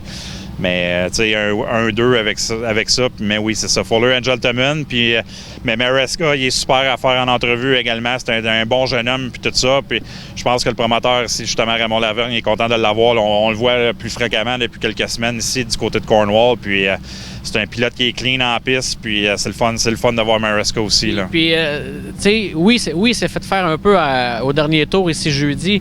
Mais Martin, ce gars-là, il a quand même mené presque les 150 tours, là, tu sais, là, peut-être 130, là, mais c'est quelqu'un vraiment qui il était des retardataires, il s'est pas laissé faire. C'est à la fin, bon, c'est sûr que les voitures sont moins performantes, mais ce gars-là a vraiment fait ça presque comme un vétéran, là, vraiment. Là, c'est lui, il a une carrière là, pour être un gros nom, là. Bien, il a coursé beaucoup. Le gars, il a beaucoup je pourrais dire en anglais, de seat time. Il a coursé avec les World of Outlaws en late. Il a coursé beaucoup en late. Il a fait plusieurs pistes. Fait qu'il est quand même versatile. Là, on voit que l'expérience commence à rentrer. Puis je pense que là, il a trouvé les bons ajustements et tout ça. Mais le fait, comme tu dis, qu'il garde son sang-froid jeudi soir, tu as quand même Matt Williamson derrière toi là, que c'est un des tops en 358. T'sais, Brian McDonald roule extrêmement fort également. T'sais, on l'a vu, Brian, extrêmement fort. T'as craqué, Brian. Oh, ouais, il voulait gagner et tout ça. Puis là, t'as Tim Fuller qui se présente aussi à la fin. Puis ça n'a même pas joué dans la tôle. Ça a été super clean entre les deux. Mais juste le fait d'avoir un Williamson qui veut gagner tout le temps, qui met tout le temps de la pression, puis il a gardé son sang-froid, le chapeau à lui. Moi, personnellement, j'aurais aimé qu'il gagne. Je pense que ça aurait été le fun. C'est un peu un underdog parmi tous les pilotes qui étaient là, avec la qualité du peloton qu'on avait, la profondeur. Mais le fait qu'il termine deuxième, là, c'est une mention honorable à lui. Parce qu'on a beau aimer Fuller, mais on ne voulait pas que c'est lui nécessairement qui le remportait. Ben non, dans ce cas-là, non. Si ça avait été une domination de Fuller, qui aurait mené pendant 50 tours avec une demi-piste d'avance, ça aurait été une autre chose. Mais là, qu'ils viennent le faire à la fin, c'est un peu crève-cœur pour Maresca. Là. Mais Fuller, c'est tout un pilote. On le regardait dans les 20 derniers tours aller, là, puis là, quand il s'est mis vraiment à dire, bon, ben là, on s'en va courser pour la fin. Puis malheureusement, comme tu dis, heureusement pour lui, malheureusement pour Maresca, il le dépasse au dernier tour. Martin, on parle de jeunesse avec Mike Maresca, mais au Québec, on a une belle relève en Sportman présentement avec les Roy et les Racines. Et toi, c'est quelque chose qui t'a marqué, qu'en Ontario, ça peut être un peu différent. Oui, bien c'est ça. Hier, on en jasait hors ligne tantôt, le fait que William Racine ait gagné, puis Félix Roy qui a gagné hier, que justement, il disait que c'était historique de voir le 14 ans gagner une finale en Sportman. J'ai fait le tour, j'ai parlé un petit peu tantôt avec Tim Balls, qui est un petit peu notre encyclopédie ici, puis il couvre beaucoup Mohawk, Brockville, tout ça. J'ai demandé un petit peu c'était qui les pilotes à venir et tout, mais les jeunes, je trouve, puis encore là, je ne veux pas rabaisser pantoute les jeunes d'ici, mais je trouve que si on compare le groupe de 4 qui est au Québec comparativement à ce qu'on a en Ontario, le potentiel et la profondeur des jeunes qui s'en viennent au Québec est super. Puis je suis pas mal sûr que les pistes du Québec sont assez allumées et qu'ils vont utiliser ça pour faire leur promotion. C'est les prochaines vedettes. C'est les prochaines vedettes. Tandis qu'ici, on voit tous les gars au Québec, tous les gars semaine après semaine. Shane Peacock, ça fait 5-6 ans que sa course Sportman. Ryan Stabler. Brianna Dussard est encore jeune, elle va monter modifiée, elle voit une belle avenir, mais ça fait déjà 4-5 ans qu'elle course en Sportman. On n'a pas de jeunes qui sont arrivés et ont un impact immédiat. C'est un groupe de 7-8 Sportmen qu'on a ici, mais que ça fait 3-4-5 ans. La classe est vraiment difficile ici. Là. On le sait, là, oui, Peacock domine, mais ça reste que je trouve que si on regarde les jeunes, on parlait de Tyler Stewart puis Evan Reynolds qui course du côté de Brockville, qui domine la série Rookie là-bas, Rookie Sportman, mais il arrive ici puis ça termine 15, 16, 17e. Les Racines sont venus ici, ça termine dans le top 10. Il y a le jeune Cédric Gauvreau, peut-être que c'en est un, oui, il y a de la bonne équipement, mais c'en est un, je pense qu'il y a un potentiel qui pourrait sûrement être capable de faire de quoi de très bien. Ça roule beaucoup, il est venu ici, ça roule dans le top 10. Il a gagné une grosse course à Mohawk en début d'année. C'en est un jeune que je pense qu'on pourrait peut-être voir, pas parce que j'ai un parti pris, mais c'en est un, si on regarde vraiment le potentiel de course, je pense que c'en est un avec l'équipement qu'il y a. Ça pourrait être un qui pourrait sûrement causer des surprises, puis monter en modifié, puis peut-être bien faire. Mais c'est ça, ici je trouve que comparativement au Québec, il y a une relève, mais c'est plus vétéran. Je pense que c'est des gars qui vont faire long terme en Sportman, tandis qu'au Québec, les 4 jeunes, j'ai l'impression que ça sera pas long qu'on va leur acheter des W16 on va monter en modifié, puis on va commencer à compétitionner, puis ça va faire un autre genre de Martin Pelletier, là, que ça va peut-être commencer tranquillement. Puis, à la fin de l'année, hein, ça va commencer à connaître du succès, là, parce que regarde Pelletier en fin de semaine avec le week-end qu'il y a eu au Québec, là, 2 victoires et une 3e place, on ne peut pas demander mieux pour lui. Fait que j'ai comme l'impression que ça va faire ça un peu avec les 4 Québécois. Puis c'est l'avenir. Puis je pense que si on peut mettre de la promotion sur ces 4 jeunes-là au Québec, sans rien enlever à tous les autres pilotes qu'il y a, mais c'est voie l'avenir. Bâtir l'avenir. Puis je pense que c'est de réattirer la jeunesse aussi, de ramener les adolescents aux courses, que faire la promotion autour de ça, le créneau de 14 à 19, 20 ans, il y a des jeunes de 14-15 ans qui démènent aux courses, venez les voir courser. C'est l'avenir des courses, les ramener aux courses. Je pense qu'il y a de quoi travailler avec ça. Là. Martin, tu parlais des pilotes ontariens tantôt, certains qui pourraient être des bonnes vedettes, mais je peux me fier à toi là-dessus parce que c'est toi qui m'as fait découvrir une jeune vedette en Sportman qui était Chris Raby. Oui, c'est ça. Puis, Chris, il connaît du succès. Il y a une saison un peu plus difficile cette année ici à Cornwall, mais il est en voie de gagner un championnat du côté de Mohawk. Je pense que c'est pratiquement dans la poche. Là. Je pense qu'il a juste à se présenter la semaine prochaine. Puis oui, c'est ça. Puis, partout où il va, il est toujours parmi les meilleurs. Puis la constance, tout ça, même s'il y a une saison un peu plus difficile, mais il s'est battu pour les points un peu partout où il a coursé. Puis dans Chris Raby, il fait partie des meilleurs en 358 dans le coin ici. Là. Il y a des sportmen. Tu l'as découvert là en sportman. Exactement. Puis, je me rappelle comment il était incroyable. Parlant de domination, où on peut dire, tu as parlé un peu que Chris Raby est sur le bord de gagner son championnat. Nous, c'est l'avant-dernière ici du côté de Cornwall. Ça veut dire que les championnats sont en train tranquillement de s'officialiser. Oui, bien, il y en a 2 que je regardais les points avant de m'en venir tantôt. Ryan Arbuthnot, qui connaît une saison, je dirais, drive du côté de Brockville. Il a gagné sa 7e victoire hier. Il a pratiquement sécurisé son championnat. Un premier pour lui à Brockville. Là, on est à l'ère après Danny O'Brien. Donc, c'est le premier, mettons, vraiment qui ressort du lot. Puis du côté de Can-Am, c'est sûr que Billy Dunn, je ne veux pas dénigrer le championnat à Ryan Arbuthnot. Billy Dunn il a manqué à cause d'Orange County il y a 2 semaines. Mais ça reste que il est quand même dominant là-bas, puis il est en voie de gagner le championnat là-bas. Donc il y aurait 2 championnats, les 2 courses, les 2 programmes, les deux pistes qui est régulier gagnent le championnat. Ici, le seul championnat qui est vraiment dans la poche, c'est Shane Pecor.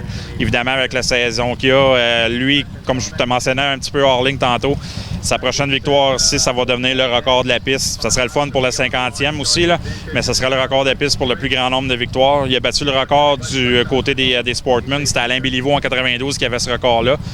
Avec 7, là, il est rendu à 8. Puis là, il est égal avec Dave Easlip. Easlip l'avait fait en 84.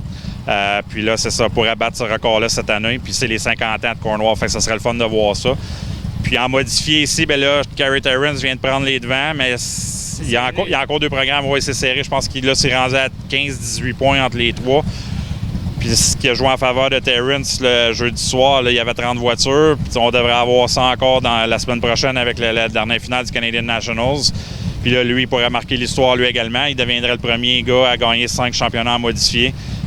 Il est égalité avec 3 ou 4 autres pilotes à 4. Fait que ça serait encore l'histoire. Fait que ça serait le fun pour la piste ici, pour faire la promotion 50 ans. Puis on écrit une nouvelle page d'histoire. Puis on va chercher 2 records également. Fait que ça serait super. Puis c'est sûr que la semaine prochaine, on va avoir toutes les confirmations, tout ça. Fait qu'on va revenir là-dessus. Puis on va faire évidemment les coups de cœur puis je peux dire les coups de masse, là, mais ouais, c'est ça, un petit peu ici, puis qu'est-ce qui s'est passé autour. Puis c'est ça, j'espère pas trop graffiner, mais on verra. Peut-être qu'on va s'assiner. Peut-être. Hey, Martin, en terminant, je voudrais féliciter Anthony Marcotte, l'animateur au RPM Speedway à Granby. Du côté de RPM Speedway, hier, Anthony a fait vraiment... Anthony, c'est un excellent, c'est un professionnel, mais hier, j'ai trouvé que ce gars-là, en entrevue, on le disait en régie, qu'il était en feu, vraiment, les entrevues incroyables. Ce gars-là a vraiment élevé depuis des années, il fait de la radio et tout, puis il est rendu vraiment quelqu'un de très professionnel. Puis j'ai aimé ses styles d'entrevue hier. Puis surtout, l'idée qu'il y a eu de faire l'entrevue avec William Racine et Evan Racine, c'est assez original. Assez qu'Anthony, je sais pas si probablement tu nous écoutes, assez que j'ai appelé William aujourd'hui, puis j'ai dit, toi, je veux que tu t'amènes à 360 Nitro faire des entrevues, puis il m'a dit, oui, j'aimerais ça. Tu sais, mais sauf que les courses en premier. Ouais. Mais je voulais le féliciter parce que vraiment, hier, au RPM Speedway, tout près de 25 entrevues qu'Anthony s'est tapé hier, puis vraiment, c'était vraiment bon, puis on a eu du fun, là. Ouais, puis tu sais, William, moi aussi j'ai écouté les entrevues, puis tu sais, William, c'est un naturel déconcertant qui fasse son frère, c'est sérieux, puis tout ça, pis tellement que l'équipe en arrière y est, puis il a gardé son sang-froid dans tout ça, puis c'est le fun de voir ça, la jeunesse, puis ça donnait, tu sais, c'est un vent de fraîcheur aussi, tu sais, on est habitué, les entrevues, tu sais, on les fait à chaud, puis tout ça, je les fais ici également, puis je peux apprécier aussi le travail d'Anthony, puis tout ça, puis être capable de faire ça, puis d'aller chercher autre chose, ouais, moi aussi, j'ai vraiment trouvé ça super, là. Je pense que ça est en train de faire le tour du sport automobile sur Trembletu présentement. Merci, Martin. Plaisir. On se revoit la semaine prochaine, la dernière. Oui. Encore une autre fin de saison émotive. Sur le 363.tv, la vitesse à toute vitesse. La vitesse. La capsule à toute vitesse. Sur le 363.tv, tu ne veux pas manquer ça. 360 Nitro.tv, tu ne veux pas manquer ça.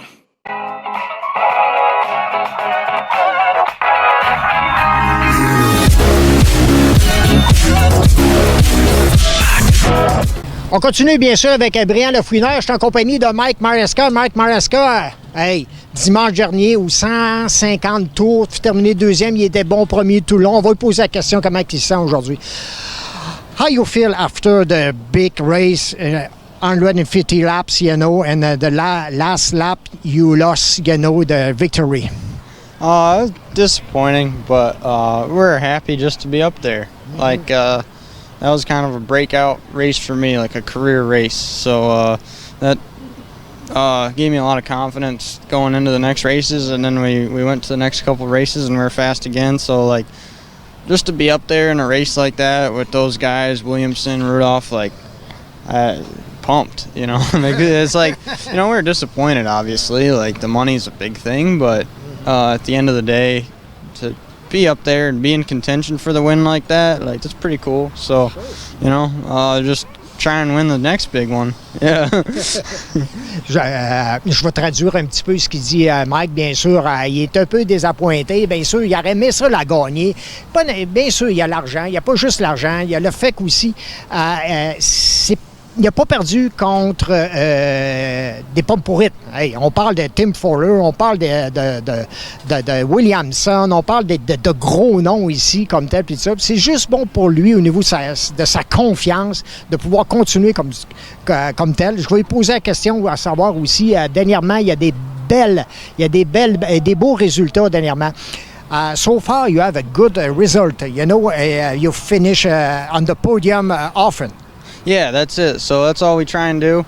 Yeah. You know, if you're running up front, the wins will come. We haven't had as many wins as we've wanted this year, obviously, but I think, you know, if we just keep working hard and doing our thing, the wins will come, and the top threes are good, you know what I mean? It makes it easy to go to the next race, and gives you a lot of confidence going to the end of the year. So, you know, just put yourself in position at the end of those races to be in the top three. You give yourself a shot to win, and so just want to keep doing it, and, you know, maybe have that same result at some bigger races too. You know, like we got Dirt Week coming up, big race here next weekend. Granby, Drummond, there's some big races. Saint-Guillaume. And Saint-Guillaume. You win at Saint-Guillaume. Now everybody knows you in Quebec, you know? Yeah. So it's cool. Like, actually, a lot of my crew is from Quebec. Kevin Latondre and Carl Latondre that come down, and they help me almost every race. So, like, they're from Sorel. So I go up there when I can, right? And they help me out a lot. And we just, you know, so there's a lot of big races coming up, and Saint-Guillaume's fun. It's hopefully, I think there's another race there, and as long as nothing else is going on, we're going to go back. Okay. So, yeah, there's, you know, a lot of big races coming up at the end of the year we want to win, and we'll just keep doing our thing. Pour faire un petit résumé, bien sûr, il a parlé de Saint-Guillaume. Je disais, t'étais-tu perdu d'aller là ou non? Au contraire, il a adoré son expérience. Tellement, il a remporté la victoire là-bas. Il a une des victoires. Il pense même d'y retourner, s'il a la chance d'y retourner d'ici à la fin de la saison. Et, il continue, bien sûr, de capituler sur ses deuxième et troisième positions, et les victoires vont venir. Il s'agit de s'améliorer de tour en tour. Je vais terminer en posant la question à Mohawk. Mohawk est deuxième dans les points, je vais demander. So at Mohawk in a Friday night, you second for the points. Yeah, we're second. Chris ran a great race there Friday and kind of locked it up We actually had a really good battle, me, him, and Lance and Tim. It was a really good race. I had a good car. Chris just outraced me. So, it was good. And then, next weekend we got a busy weekend again with Mohawk and maybe Brockville Saturday and then in here Sunday. So, busy week coming up and just keep working and keep trying to put it in the top 3 every night, And how old are you? 24. 24. 24, oui. 24. Oui, 24 ans. Merci beaucoup pour l'entrevue. Merci, ce n'est pas un problème. J'ai vu 360 Nitro toujours. Après les grandes courses, c'est live here. J'ai acheté sur ma selle. Ah oui, t'as acheté le programme. Oui, et vu avec mon blonde. Ma blonde. Ah, ta blonde. Oui. Yeah, oui. Ah oui. Hey, tu parles bien français? Merci, je parle quand j'ai 3 ans.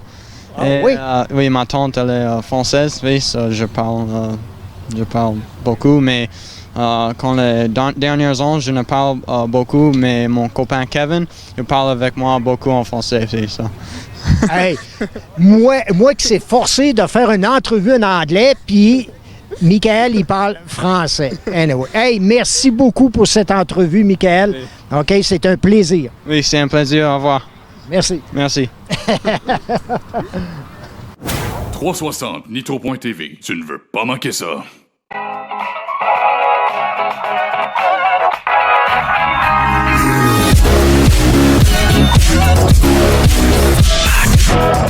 Brian Lefouineur, je suis en compagnie de Stéphane Bergeron. Stéphane Bergeron, écoute, tout le monde se souvient de toi à Granby. Tout un accident spectaculaire. Tu t'en souviens-tu toi-même? Oui, j'ai été malheureusement tout conscient de ce qui s'est passé. C'était un bruit de mécanique qui m'a envoyé dans le mur. J'ai pas pu rien faire. J'ai fait une coupe de tonneaux, pas de blessure grave, une coupe de petits bleus, une bonne initiation. Et la voiture perte totale. Oui, c'est seulement que ta deuxième course. Ta première course a été ici à Cornwall. Exactement. Mon baptême a été fait ici à Cornwall, la course qu'on était ici avant. C'était mon premier baptême. Ça a été pas super, mais encore là, j'ai eu des petits problèmes mécaniques qui n'étaient pas graves. On a réglé après ça, pour après ça aller faire mon deuxième baptême à Granby. Parce que toi, tu es natif de Valleyfield, je pense. Exactement. C'est ça, fait que tu as fait l'aéroplane un petit peu.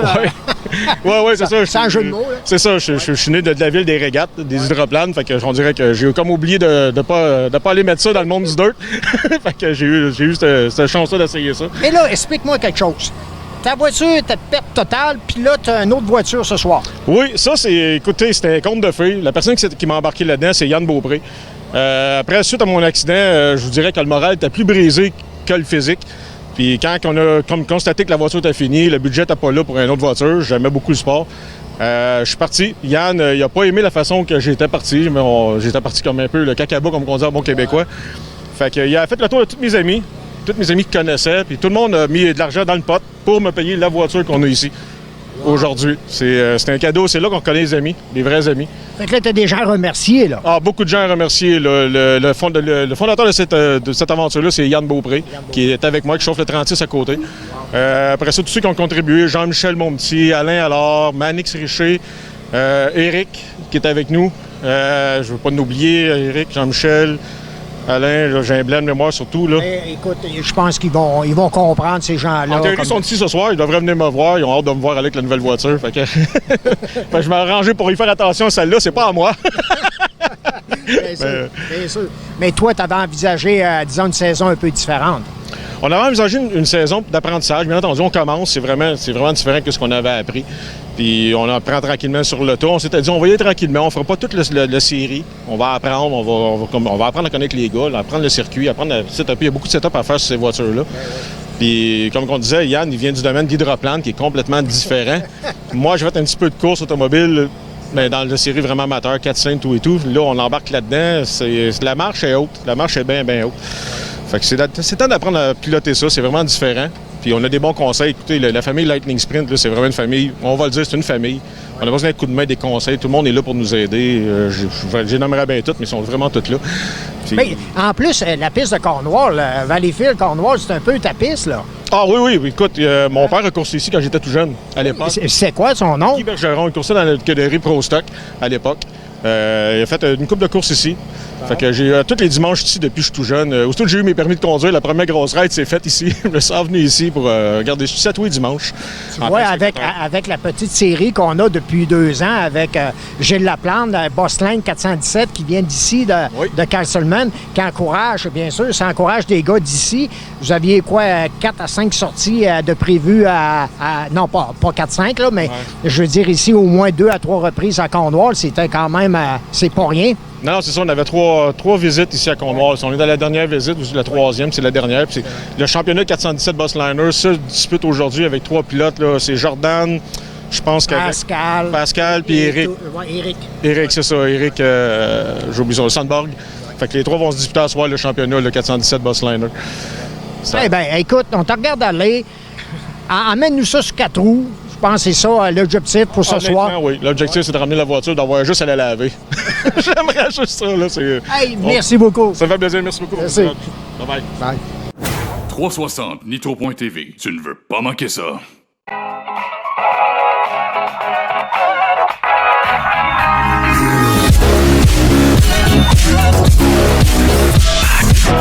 On va aller voir un vieux renard ici. Stéphane, t'es encore premier au point? La dernière fois qu'on a fait une entrevue, tu étais premier au point. Tu maintiens ça? Oui, on a 17 ou 18 points en avant. Il n'y a pas de niaiserie à faire. Il reste 2 courses. On va runner ça safe. Si on l'a, on l'a. On va être bien heureux si on l'a, mais on sera pas plus malheureux si on l'a pas. T'en as vu d'autres, hein, Stéphane? Ben, dans 30 ans, oui. On a gagné ça des fois par 1 point ou 2 points. Fait que, tout à fait. Fait que c'est jamais fini quand c'est pas fini. Hein? Et puis, je te dirais que là, c'est l'avant-dernière. Il reste 2 courses. Ce soir, c'est important d'être premier dans les points parce que dimanche prochain, tout peut arriver. Dame Nature peut décider autrement. Oui, le moteur est pas trop fort.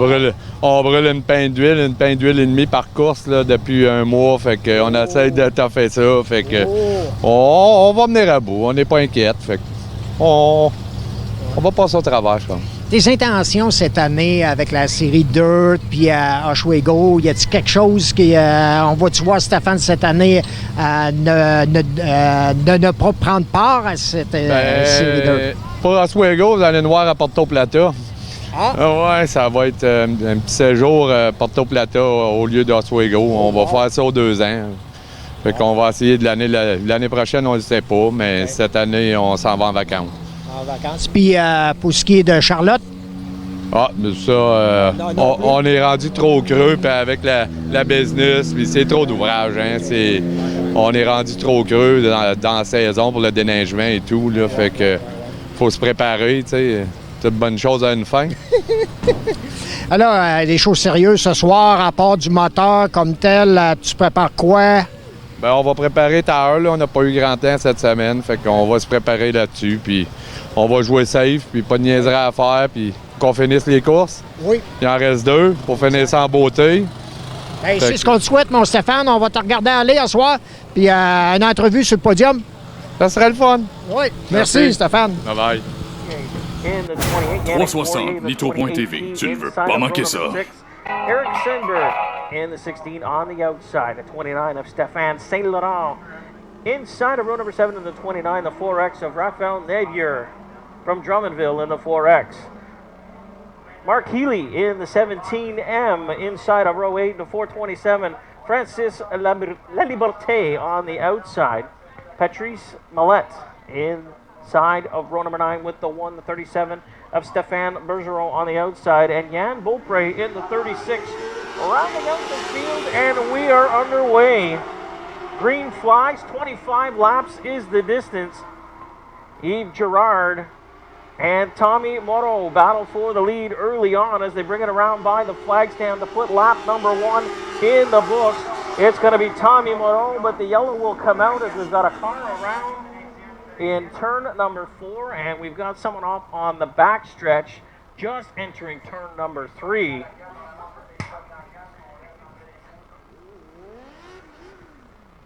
And we'll get one car turned right back around in turn number 4.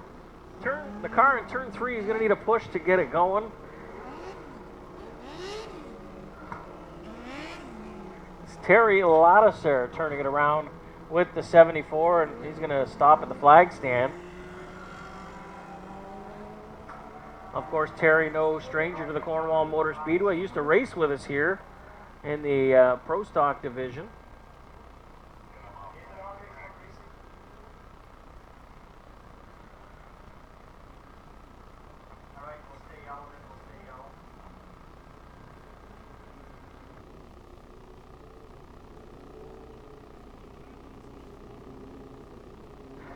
So they'll put one lap down. Tommy Moto is your leader.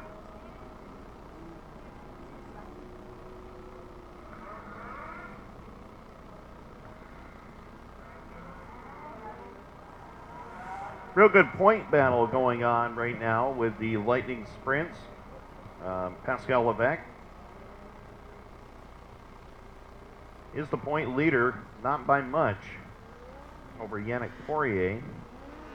Levesque at 228 points, Yannick Poirier at 207. So that right there, with Terry Laddiser spinning, I don't know how Levesque got by. That could have been detrimental in the championship right there. Well, Pascal Levesque started inside of the third row, so out of the number 5 spot. Yannick Poirier was back a little further. And we've got to go all the way back to the inside of row number 6. So he started in 11th. So again, both of these drivers able to get around the spun 74 of Terry Laddiser and be able to pick up their points battle again. Yes, of course, Pascal Levesque one win this year at the Plattsburgh Airborne Speedway back on June the 8th. So Yannick Poirier, he is yet to win this season. Last time the group was out at Autodrome St. Guillaume on August 11th, it was Tommy Morrow collecting the win. They were supposed to go to Drummond on the 17th last Saturday, but rain halted the program there in Drummondville. So this is the only race this weekend. The series heads back to Drummondville on August 31st. Autodrome St. Guillaume on September the 1st, RPM on the 7th. I'll be there for that show. Autodrome Drummond on the 14th, and then back to RPM for the series finale on September the 20th. So still lots of racing left to go for the Lightning Sprints as they're ready to go green very shortly. And still lots of racing to go here in this one. There'll be 24 laps when we do go back to green.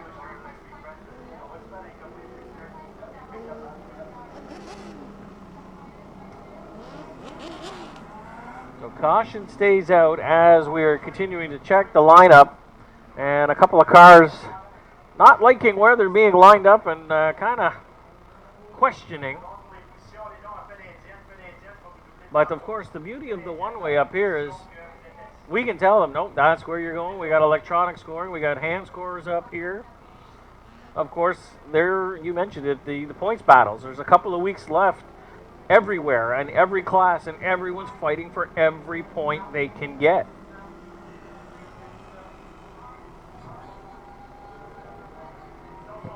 Well, again, you know, that's kind of the deal. That's why we run all these races all year long, and it sometimes it comes down to 1 or 2 points, and with only 5 races left after tonight for these drivers, points are going to be critical coming down the stretch.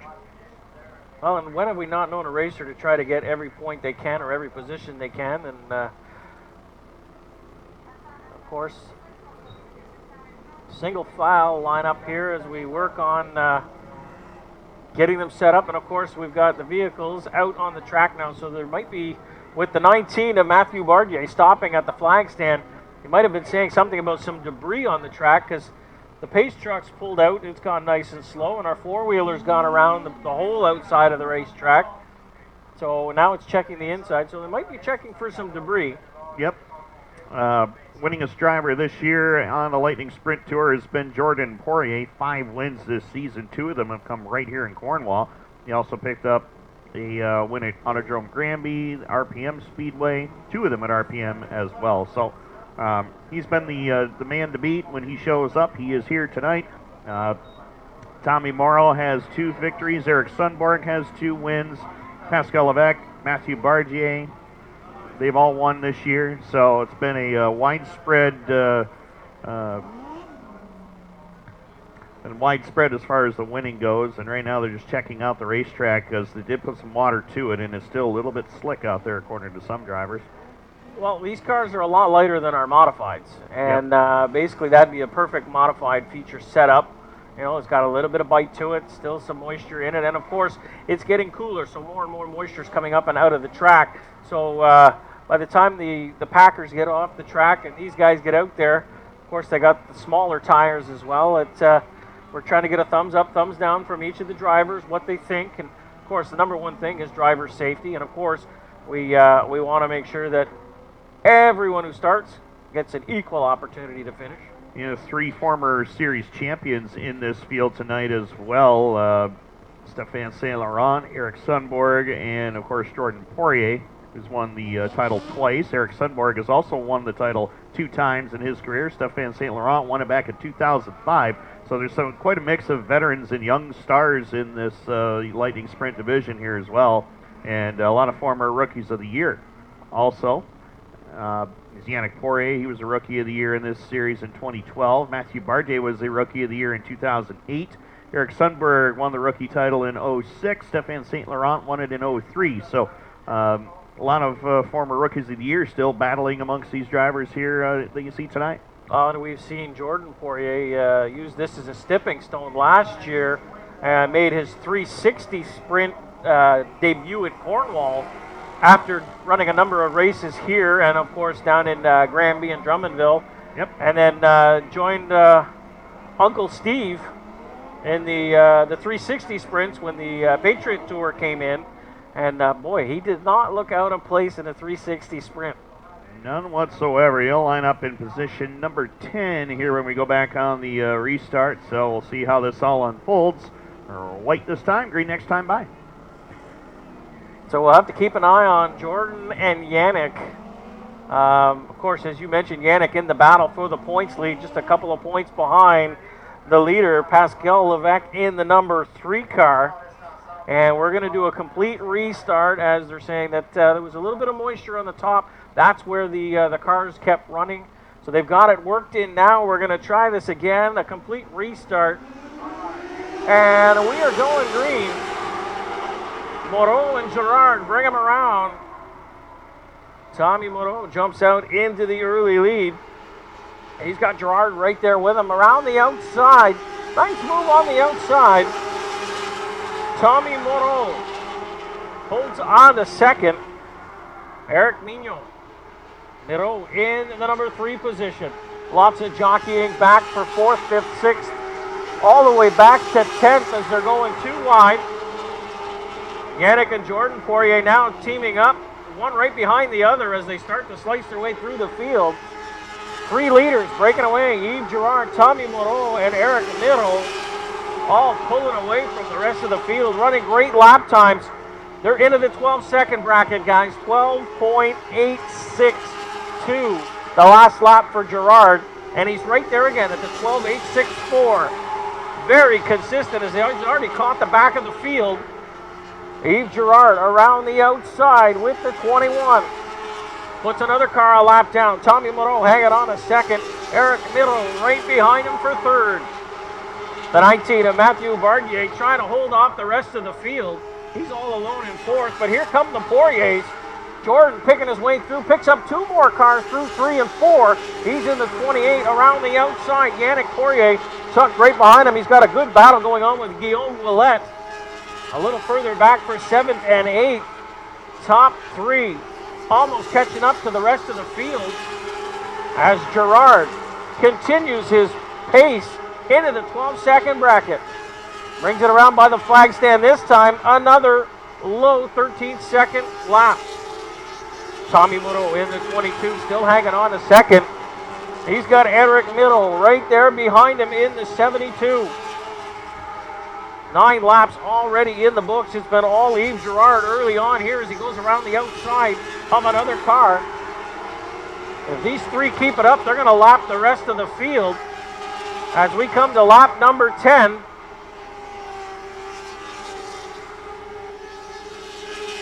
And right now, the 21 of Yves Girard looking pretty good so far. He's holding on to about a 4-car length advantage now. The traffic's starting to come into play as they work it down the back straightaway.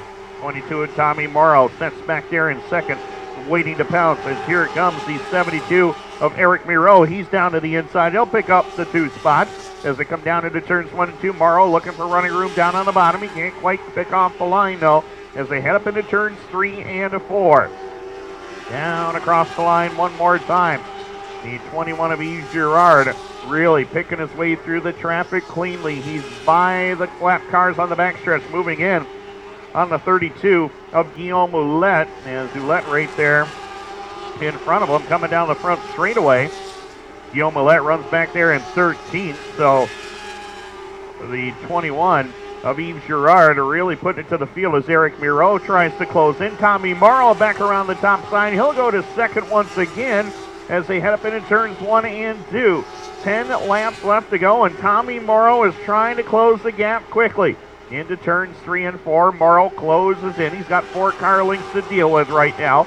The 72 of Eric Miro getting some pressure from the 19 of Matthew Bardier, former Series Rookie of the Year, going around the top side of the racetrack. And Jordan Poirier, 2-time Series champion and 5-time winner this year, closing in on these 2 drivers. Meanwhile, the 21 of Yves Girard well out in front of the field, and we got a great battle going on for the number 3 position as Jordan Poirier continues to march forward. Matthew Bardier relegated back to position number 4 as Jordan Poirier on the charge late in the going. Down across the line, we will have 6 laps left to go. The 21 of Yves Girard in control. 1.5 seconds, and oh my, we got Guillaume Ouellette problems here on the front straightaway. The motor looks like it has expired on the 32 machine of Guillaume Ouellette. Problems down there. The man out of Valcourt slows to a stop on the front straightaway. Well, Tim, Yves Girard and Tommy Morrow were running away with that one, but here comes Jordan Poirier up to 3rd. He was going to run out of laps until that caution came out. Now, he's been the guy on the move. He's into the 13-second bracket, low 13s. Everyone else is now into the low 14s, high 13s. He was gaining, I don't know, a quarter, I'd say almost a half a second a lap. Yeah, he was closing in rather quickly as the 427 of Francois La Liberté will rejoin at the tail of the field, the Saint Victoire de Sorel, Quebec native. But right now, 21 of Yves Girard trying to get his first win of the season. Best finish of 7th this year at the Mohawk International Raceway on June 7th. Tommy Morrow, 2 wins on the year, one at St. Guillaume back on August 11th, and he won the opener on May 18th at Drummond, and he has been right in the thick of the battle. Plenty of top 5 and top 10 runs all season. Has not had any worse finish than 9th. That came at Plattsburgh. So Tommy looking to go back to victory lane. It'd be his 3rd of the year. But Yves Girard wants that first win if he can get it here tonight. B6 to go when we come down to the line. Green in the air.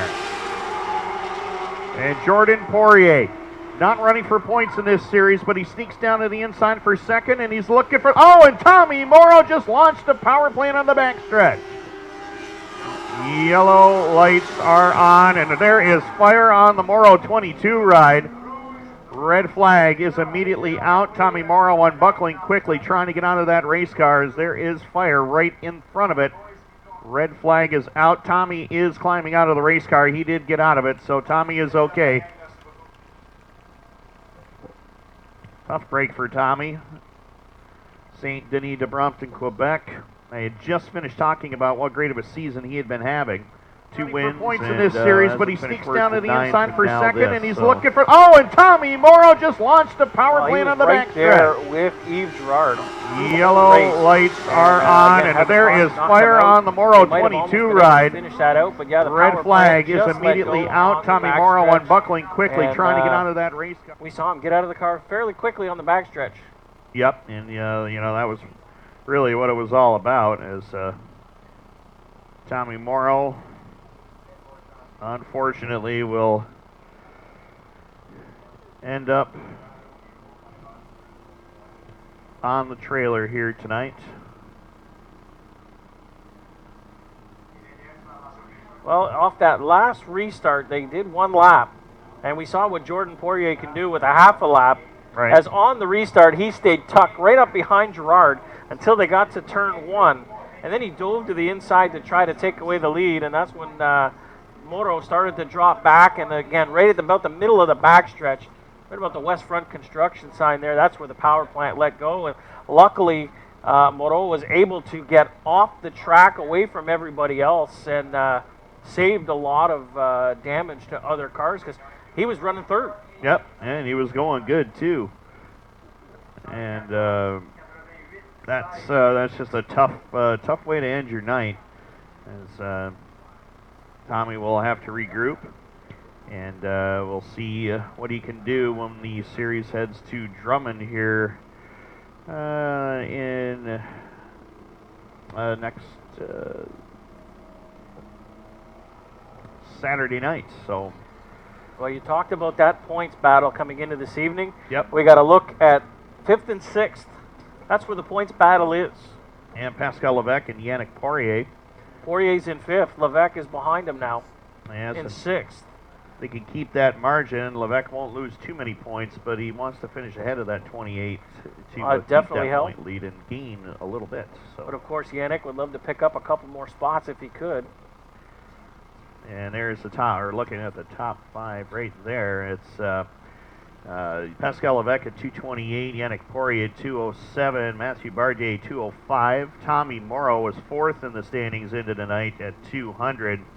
And Yves Girard, the top 5 at 177. So Girard's running first right now. Yep. Jordan right behind him. As you mentioned, Jordan not running for the points championship, but Bardier is, and he's sitting in 3rd. So Bardier right now could pick up a bunch of points as well. Yeah, but 60 points for a win. It's basically like our scale that we use here in a regular Sunday night. 60 for a win, 56 for second, 52 for third. Then it drops to 49 for fourth, 46 for fifth, 43, 40, 38, 36, 34 through the top 10. And then 2-point increments from there on down. So a lot of points on the table, and Tommy Morrow just left a bunch out there tonight. Unfortunately, none of his doing, though. Nothing you can do about a motor failure. No. But and as we look at it now, like we said, Yves Girard was in there as well. He could get a good bunch of points as well and really mix things up. He was only 2 points behind Poirier.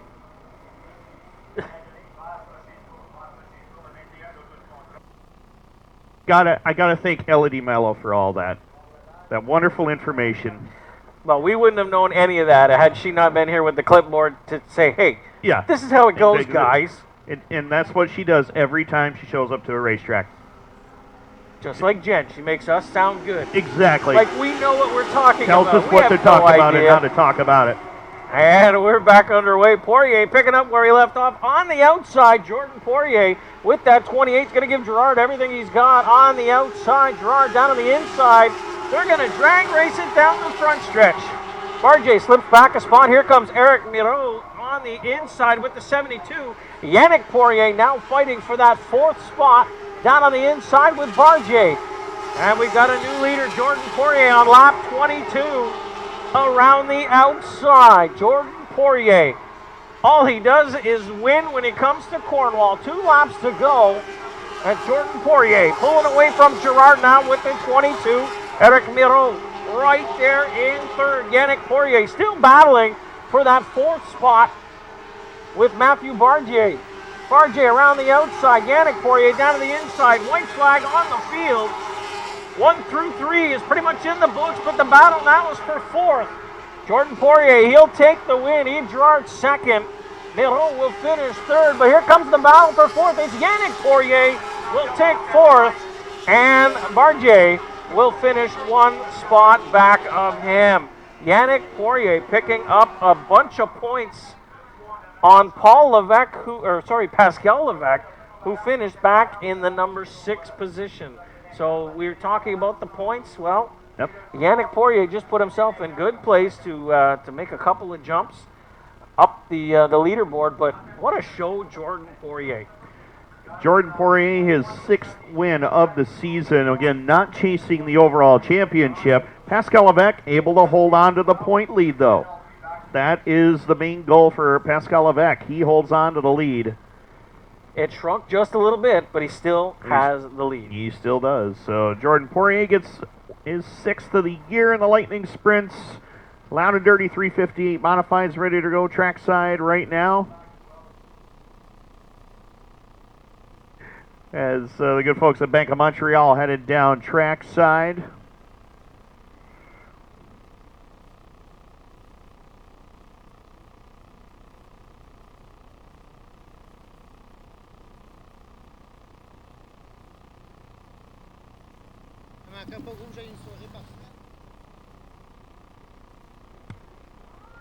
And of course, this was for the 417 Bus Lines Championship that they were referring to. As, yep, I think Yves Girard tried for, oh, you know, he pulled up there to, I thought he was going for a donut for some reason, but apparently not. So he's going to sit there as that is the 417 Bus Line Championship. And Pascal Levesque was able to hold on and get that title.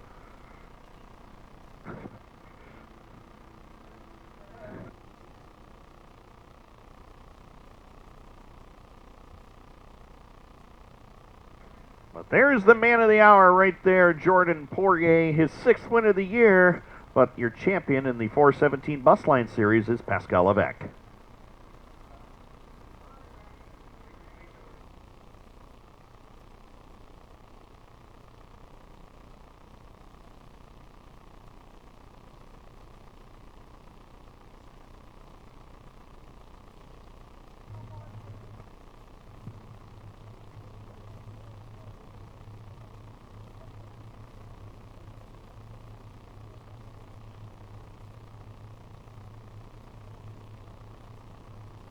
Jordan Poirier continues his success here at Cornwall, and he's climbing up his car. Big round of applause for the 28 of Jordan Poirier.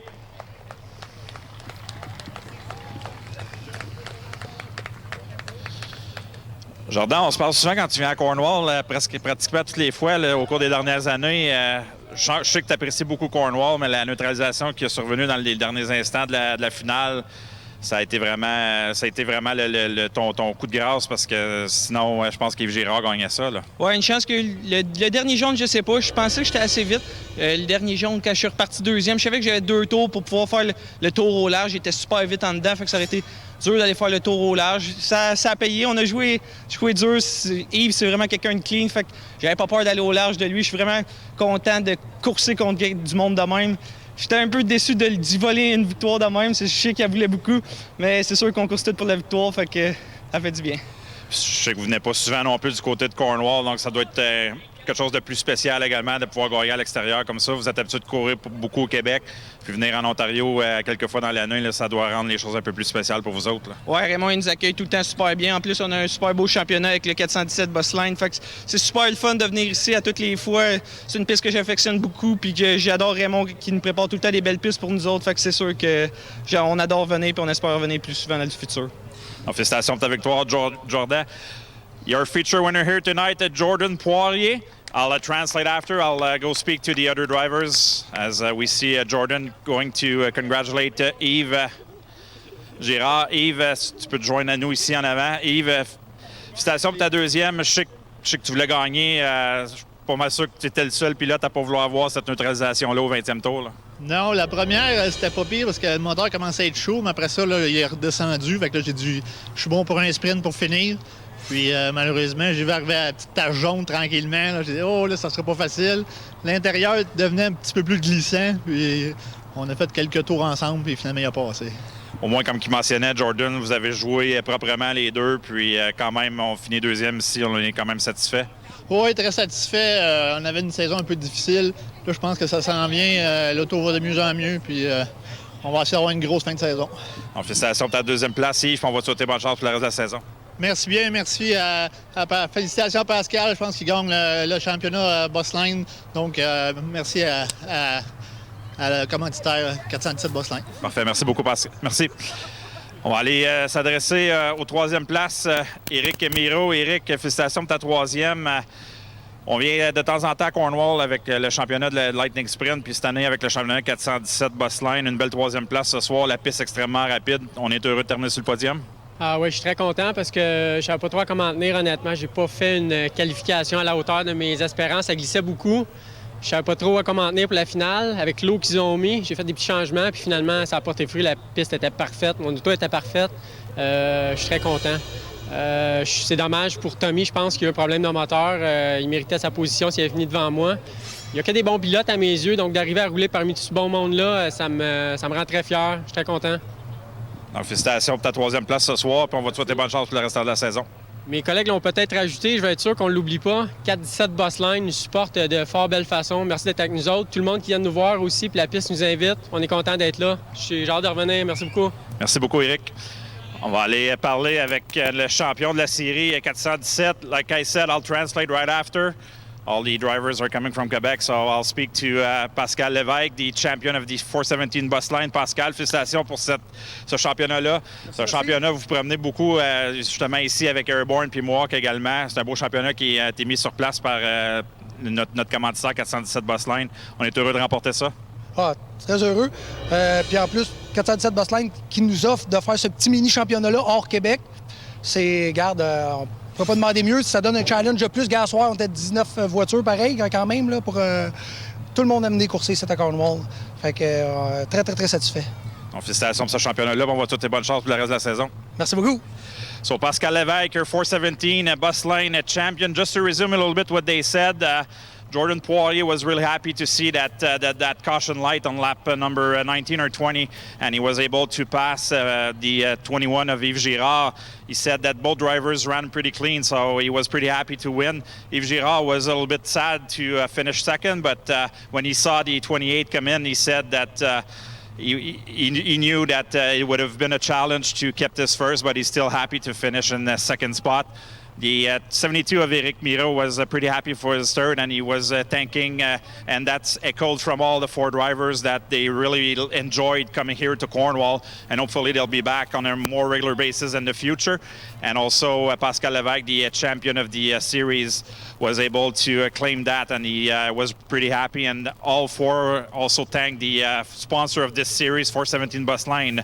So again, a good round of applause for these 4 drivers, as we'll be looking back for these drivers to come on a more regular basis for 2020. So as I'll send it back to guys upstairs as we're getting ready for Loud and Dirty Modifieds.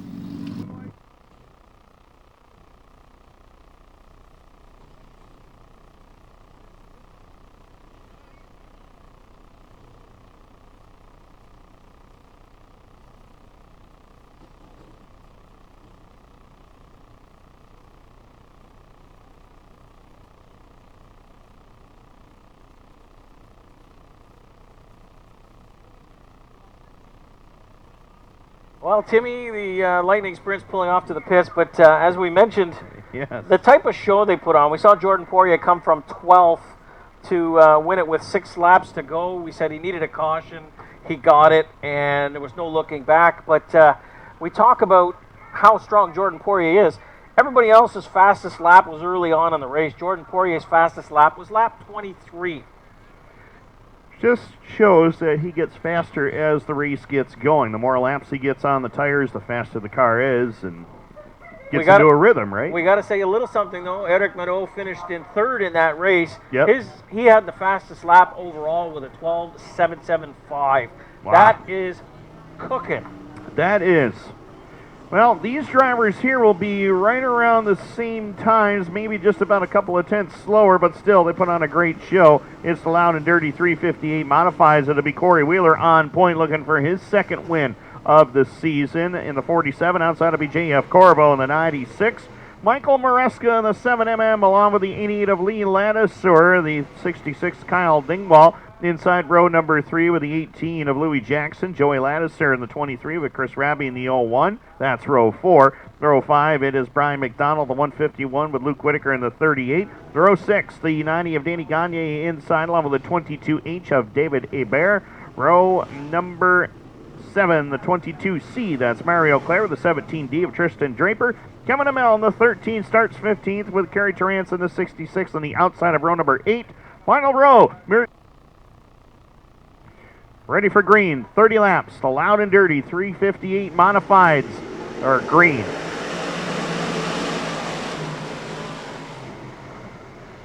Into turns 1 and 2, J.F. Corriveau up on the top side. He'll go to the race lead as they head it up off of corner number 4 and down to the line. J.F. Corriveau, the leader, as the 47 of Corey Wheeler back there in spot number 2. The 7 of Michael Maresca, 88 of Lee Ladisser. Battle for 5th between Kyle Dingwall and the 18 of Louis Jackson as they dice it up into turns 3 and 4 and down across the line this time by. Good battle going on for 3rd at the moment. Maresca up on the top shelf. He'll get by the 88 of Lee Ladisser for position number 3 as your top 2 begin to pull away from the field. J.F. Corriveau, who has never won in a 358 modified, would love to change it here tonight. Sets it up on the bottom side of the racetrack. Lap number 3 is on the scoreboard. Corey Wheeler chasing him from the 2 spot as he dives it down to the inside of corner number 3. Maresco, Lee Ladisser, and Kyle Dingwall. That's your top 5. Luke Whitaker sits back there, position number 6. 7th is the 18 of Jackson. 8th is a battle between Brian McDonald and Chris Raby. 9th is McDonald. 10th right now being contested between Danny Gagne and Joey Ladisser. Looks like Danny Gagne is going to win that battle. And in the process, Gagne is going around McDonald for the number 9 spot. So Danny Gagne, the Chateauguay, Quebec native, on the charge. Meanwhile, back up front, it's a top 3 breakaway with Corriveau, Wheeler, and Maresca. Kyle Dingwall. Oh, look out. Danny Gagne and Brian McDonald come together. Gagne goes for a spin off the top side of corners 3 and 4. Yellow lights are on. And Brian McDonald and Danny Gagne, they were battling pretty hard for position number 9 there. And I think that's what might have happened over there, battling a little bit too hard. And Slim showing his displeasure over there. You can obviously see that. But, man, coming down the stretch, and we all talked about how good Brian's car was tonight. He's going to have to come from a long way back now to try and get that win. Well, Slim was driving around the outside of cars, and especially 1 and 2. Very strong car at the top. He passed a couple of cars, and 1 and 2, at one point he passed 2 cars on the outside. So, yeah, he pulled up alongside Danny Gagne, and it's a good thing we couldn't hear that conversation.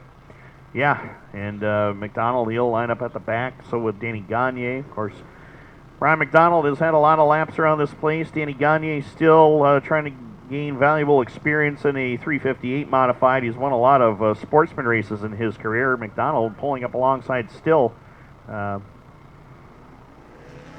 letting Danny know that he's not too happy with that. As Gagne, it looks like he might be going on the end of the business end of the tow truck here, and that's not the way you want to go out. I think Slim was just saying you want to go for coffee after. Well, let's hope that's all it was. As lap number 6 is on the board here. Really not much change amongst the field. It's still J.F. Corriveau, your race leader. J.F., Montreal, Quebec, had himself a decent year here at the Cornwall Motor Speedway. Finished in the 11th spot on Thursday night in our race for the Kier 150. Finished second in the season opener to Jan Bussier in the Fat Less Chip Stand Canadian Nationals event. Still looking for that first career win, and it's looking pretty good. He might be able to get it here tonight if he just keeps doing what he's been doing, leading laps, running up front. He's got a strong car right now. So far has the quickest lap of the race with a 13.70. Yep. So considering how many laps have already been put down on this racetrack, modifieds are still putting out some pretty good laps of their own. That they are, and the white flag is in the air. We are headed back to green in just a moment. 6 laps are down. Still a long way to go. 24 laps remaining. Watch for McDonald coming from the tail of the field here. He won't stay back there too much longer as it'll be J.F. Corriveau, the control car. He will start from the top side off of corner number 4. Green lights are on, and away we go. As J.F. Corriveau takes over the lead, I mentioned Brian McDonald not going to stay back there too long. He's already picked up 2 spots around Paul Amell and Jason Riddell. So Slim on the charge early on here as they crank it down across the line. 7 laps down. J.F. Corriveau begins to open up that advantage just a little bit over Wheeler. It's about 2.5 car lengths. Same distance between himself and Michael Maresca for 3rd. Kyle Dingwall occupies 4th as Luke Whitaker making a charge. At Lee Ladisser gets a shot in the back door as they head up in a 1 and 2 one more time. Luke Whitaker, a little faster race car, pulls even terms with the 88 of Ladisser down the back stretch. Into turns 3 and 4. Whitaker on the top shelf. Lee Ladisser gets the spot back as we work in lap number 9. We'll be coming to lap number 10, and I'll tell you what, Martin Belanger, that J.F. Corriveau 96 looks really good. He could get career win number 1 tonight. Exactly. Corriveau qui fait très bien jusqu'ici dans cette finale, a mené les 10 premiers tours devant Corey Wheeler. Mike Maresca en troisième et Carl Dingwall quatrième. Il faudra surveiller le 66X également de Carey Terrence qui semble vouloir remonter un petit peu le peloton, lui qui est parti très loin dans cette finale. Il était le meneur dans les points. Là, ça va rapprocher les points pour la dernière manche, la dernière course de la saison ici la semaine prochaine. Avec Wheeler et puis Dingwall dans le top 4 présentement, vont aller chercher de nombreux points. Ça va resserrer les points beaucoup pour le championnat ici. Looking at the points right now for next week for the Loud and Dirty Championship. Carey Terrence is still running way behind the rest of the field as Corey Wheeler and Carl Dingwall are currently second and fourth, so they'll gain a lot of points on Carey Terrence. Terrence is pushing hard right now for a top 10 run here in this event, so it will be a fight to the finish for this championship, but right now let's focus on GF Corriveau, looking to get, as Tim was mentioning, win number 1 of his career in the modifieds. He's been running good with us here this season, being a good supporter of the modified division. And another strong run for Michael Maresca as he finished second on Thursday here in the Race for the Cure 150, and also looking for a podium finish here tonight. So pretty strong run for the young Maresca. But right now it's all GF Corriveau. Corriveau, une performance dominante jusqu'ici avec Corey Wheeler en deuxième, Maresca, Dingwall et Luke Whitaker en cinquième position. Mario Claire qui a sa propre voiture ce soir, le 22C, a effectué plusieurs remontées, lui qui partait en 13e position. Maintenant, 7e voiture de Carey Terrence qui partait 16e, se bat présentement pour une place dans le top 10 de cette finale. So 19 laps completed, we'll have 10 laps to go. We'll see if history is in the making for Corriveau. Well, 10 laps to go in this Loud and Dirty 358 modified final, and it's all JF Corriveau with 10 to go. Corey Wheeler just trying to keep him close and stay ahead of the rest of the field. It'll be the 9 of Riddle going off to the pits. There's a lap car, but it's nice of them to get out of the way so the rest of the racers can keep on going. As JF Corriveau still has that lead over Corey Wheeler. Corey Wheeler tucked in a second in the points coming into this evening. Would love to pick up the maximum points he can. Maresca right there in third with the 7mm. Then it's for Kyle Dingwall in the 66. Luke Whitaker's up to the number 5 spot with the 38 special. Lee Lattiser, Louis Jackson Jr. right behind him. With 7 laps to go, the grinder, the 96 of Corriveau coming through 3 and 4. He'll put one more in the books this time. It'll be 6 to go. JF Corriveau has not won in a 358 modified. Would love to get it done here this evening. Running a great race so far through 3 and 4 again. Corriveau brings it down past the flag stand. Show him the hand. 5 to go. Wheeler trying to keep it close in second. Maresca trying to close that gap. Kyle Dingwall tucked in a fourth with the 66. Luke Whitaker rounds out your top 5. Other car to watch is Carey Terrence. He's back a little further. He's in 10th. He was in the points lead coming into this evening. Looks like Kyle Dingwall and Corey Wheeler are both going to gain some very important points on him, but we're looking at Corriveau now. JF Corriveau, 3 laps to go, trying to chase down his first 358 modified victory. Corriveau down the backstretch, brings it through 3 and 4. He'll be shown 2 laps to go this time around. JF Corriveau down through 1 and 2. Corey Wheeler right behind him with the 47S. He's hanging on to second. Good gap between himself and Michael Maresca for third. White flag will fly this time as Corriveau brings it by the flag stand. We've got history in the making here for JF Corriveau. Could get his first 358 modified division feature win as he brings it through 3 and 4. Down past the flag stand, Corriveau takes his first feature win in a 358 modified. Corey Wheeler picking up second place points. Maresca will finish third. Dingwall fourth with the 66, and rounding out your top 5 will be Luke Whitaker Then it's Louis Jackson Jr. 6th, Mario Claire 7th, 8th, Lee Laniser, Joey Laniser 9th, and Kerry Terrence, the other car we're watching, finishes way back in 10th place. So both Corey Wheeler and Kyle Dingwall close the gap on Kerry Terrence and make things very, very interesting at the top of the leaderboard for the 358 modified loud and dirty division.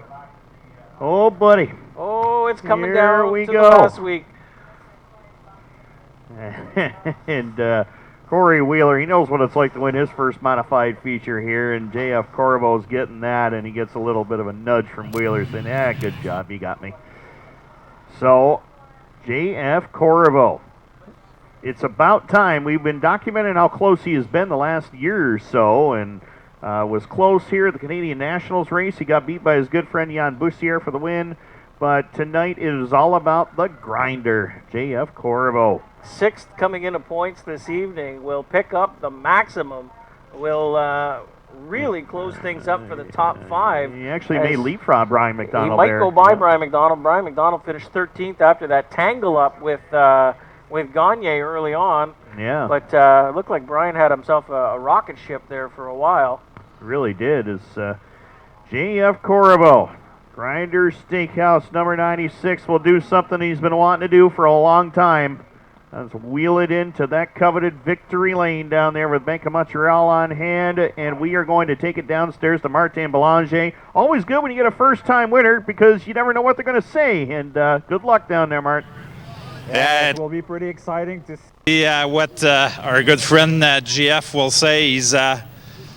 He's quite the man, so we'll see. He's been running good with us this season here at Cornwall.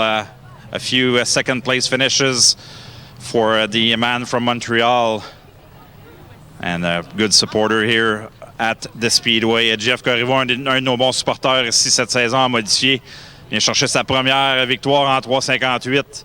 Lui qui a une bonne saison avec nous, terminé à quelques reprises en 2e position et quelques autres bonnes positions ce soir. Vient chercher sa première victoire. He's out of the car. Let's hear it for GF Corriveau. First win in the 358s.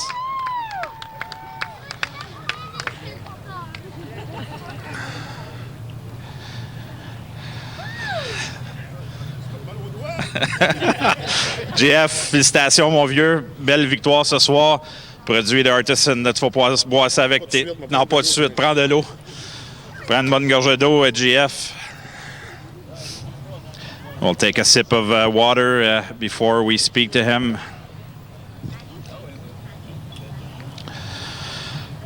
Jean-François, première victoire en 3,58. Félicitations. Deuxième? Ah oui, c'est vrai, tu avais gagné à... Je peux te conter l'histoire. Donc, première victoire à Cornwall. Avec nous ce soir, performance sans baveux. Tu as parti sur la pole, vraiment dominant ce soir. Tu avais Corey Wheeler derrière toi. Il n'a jamais été capable d'aller te chercher. Grosse victoire. Oui, écoute, on a appris beaucoup ces dernières semaines, surtout dans le 150 tours jeudi, les nouveaux ajustements. Puis j'avais vraiment une bonne voiture de début de course jusqu'aux 70 premiers tours. Fait que le choix n'a pas été dur à faire ce soir. Je savais le tour que j'avais dans le début de la course jeudi. Alors j'ai fait exactement pareil. J'ai vraiment trouvé ça long, 4 ans ma première, malgré que la première, ça a été à Saint-Guillaume, le premier soir de course de ma vie. J'ai un auto pour le fun, pour m'amuser, puis je vais courser, puis je gagne. Fait que la piqûre a commencé là, puis une petite victoire qui a rapporté 200 $, je ne dirais pas comment ça a coûté après.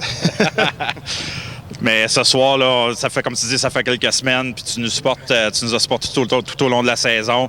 Il doit te faire vraiment plaisir de gagner ça à Cornwall. Là. Ben oui, vraiment. Puis je suis pas surpris parce que l'année passée, ça a passé proche souvent aussi. Puis je suis vraiment à l'aise sur la piste ici. C'est une piste que j'affectionne. Il y a des pistes comme ça que j'étais juste plus à l'aise. Puis ici, je me sens vraiment bien depuis l'année passée.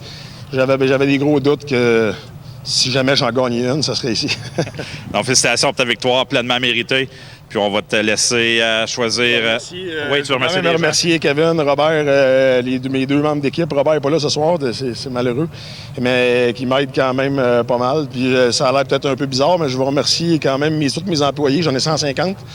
Puis Léa, ma partner, qui travaille fort, puis qui, à cause d'eux, je peux réaliser mon rêve de courser parce que je suis pas souvent là l'été. Fait que pas d'employés, pas de commerce. Fait que merci à tout le monde. Félicitations encore une fois, GF Corriveau, your modified feature winner. He'll draw two. Je vais avoir besoin de deux chiffres, deux billets, s'il te plaît, GF. I know. So for the money, it's a great ticket. $815, 33649, 33649 for the money. And the second ticket, it's a yellow ticket for the alcohol. That's 31864 tonight, the High Wild from Artists in Residence. So 31864, and I'll just repeat the other for the money, 33649. So just to repeat a little bit what GF was saying here in the winner's circle, he's really happy to win. It's been 4 years in the making for him. He mentioned that the first time that he raced back in Saint-Guillaume, he bought a car, and on that night was his first race there, and he won there. But it's his first win here in Cornwall, and he's pretty happy. He knew that probably the win would have come here because he feels really comfortable running here, and he thanked a lot of people, and he said that thanking his 150 employees for him to be able to live his dream and be able to race a car. So no employees, no business, and no race cars. So, but he's pretty happy to win here. He's getting the congratulations for our two owners here, Ray and Jacques Lavergne. So again, a big hand for GF Corriveau getting his first 358 win here at Cornwall Motor Speedway. Guys, back up to you as we're getting ready for the next level home improvement sportsman.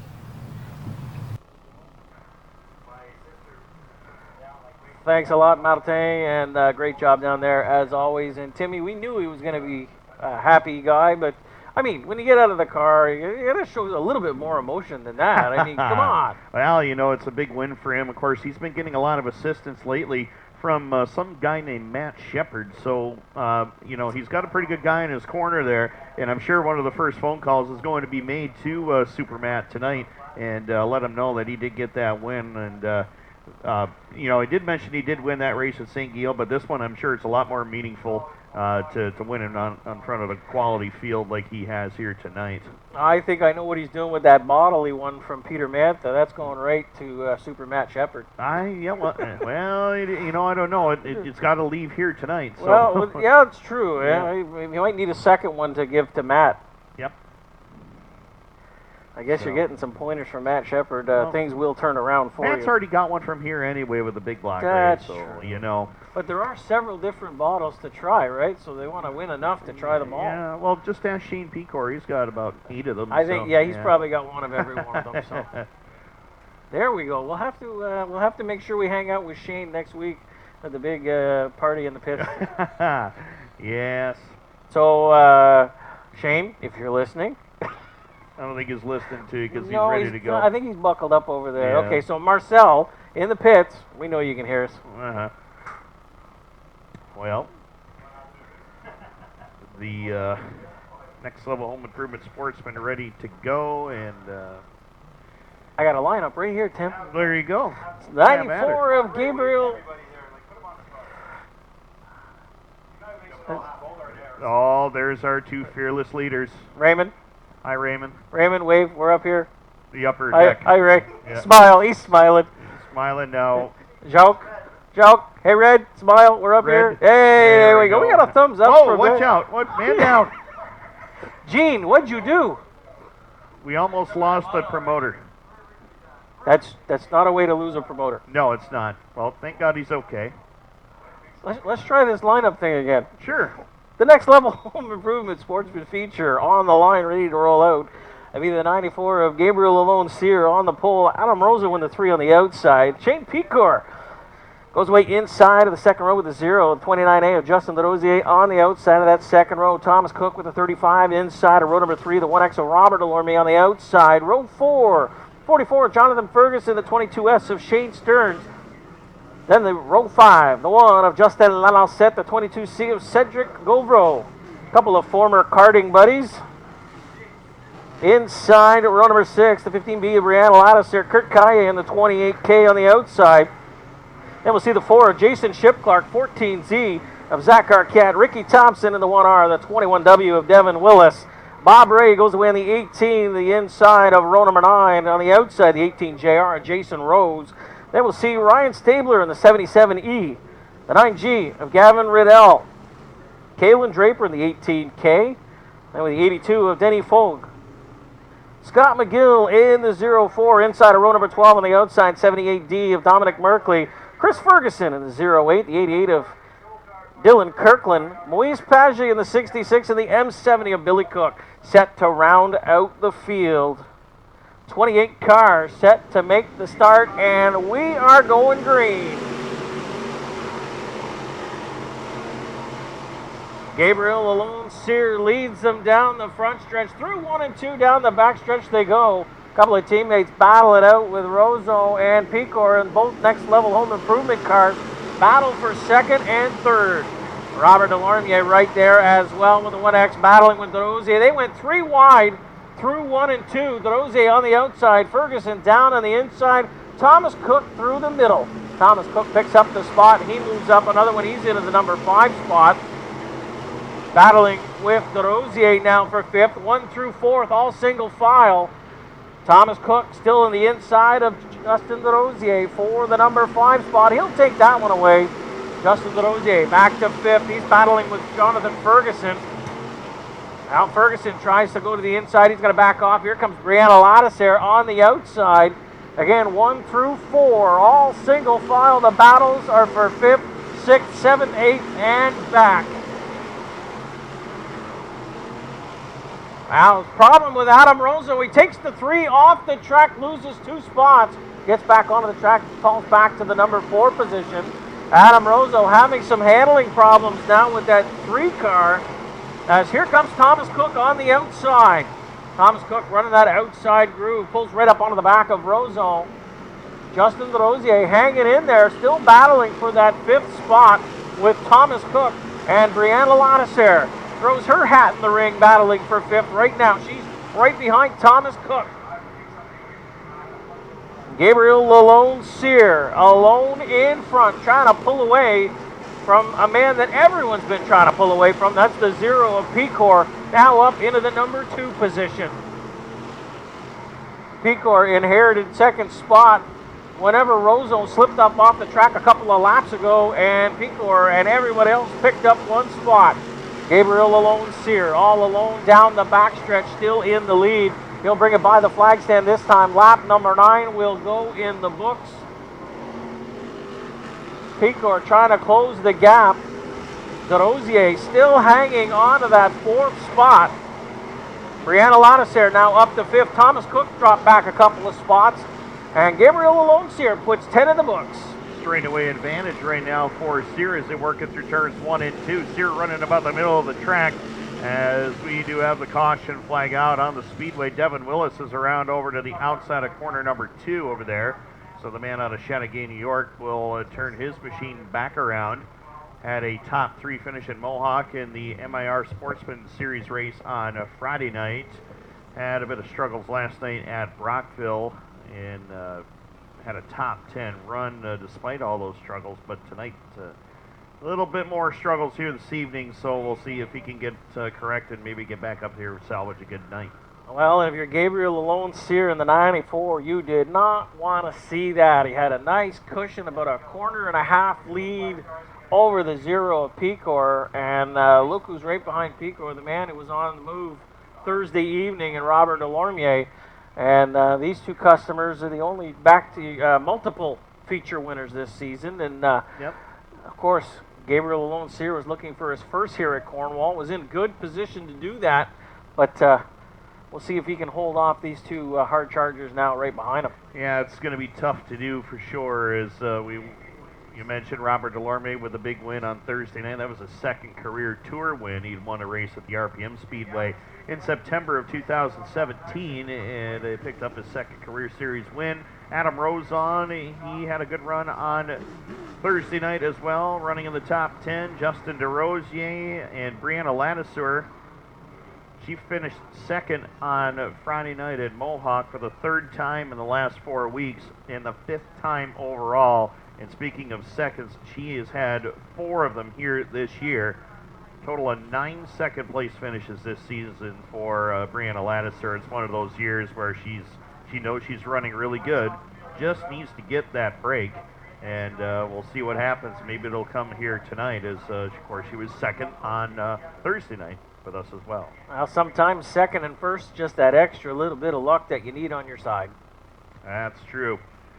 So Gabriel Sear is the control car. He will look to go from the top side of the racetrack off of corner number 4. Green light's back on, and away we go. And Pecor does the slider on Sear. He goes to the lead. Brianna Lattiser through the middle. Goes from 5th to 4th. Now alongside of Robert Delorme trying to get 3rd as they bring it down across the line. Brianna Lattiser on the charge. She's into the top 3 now.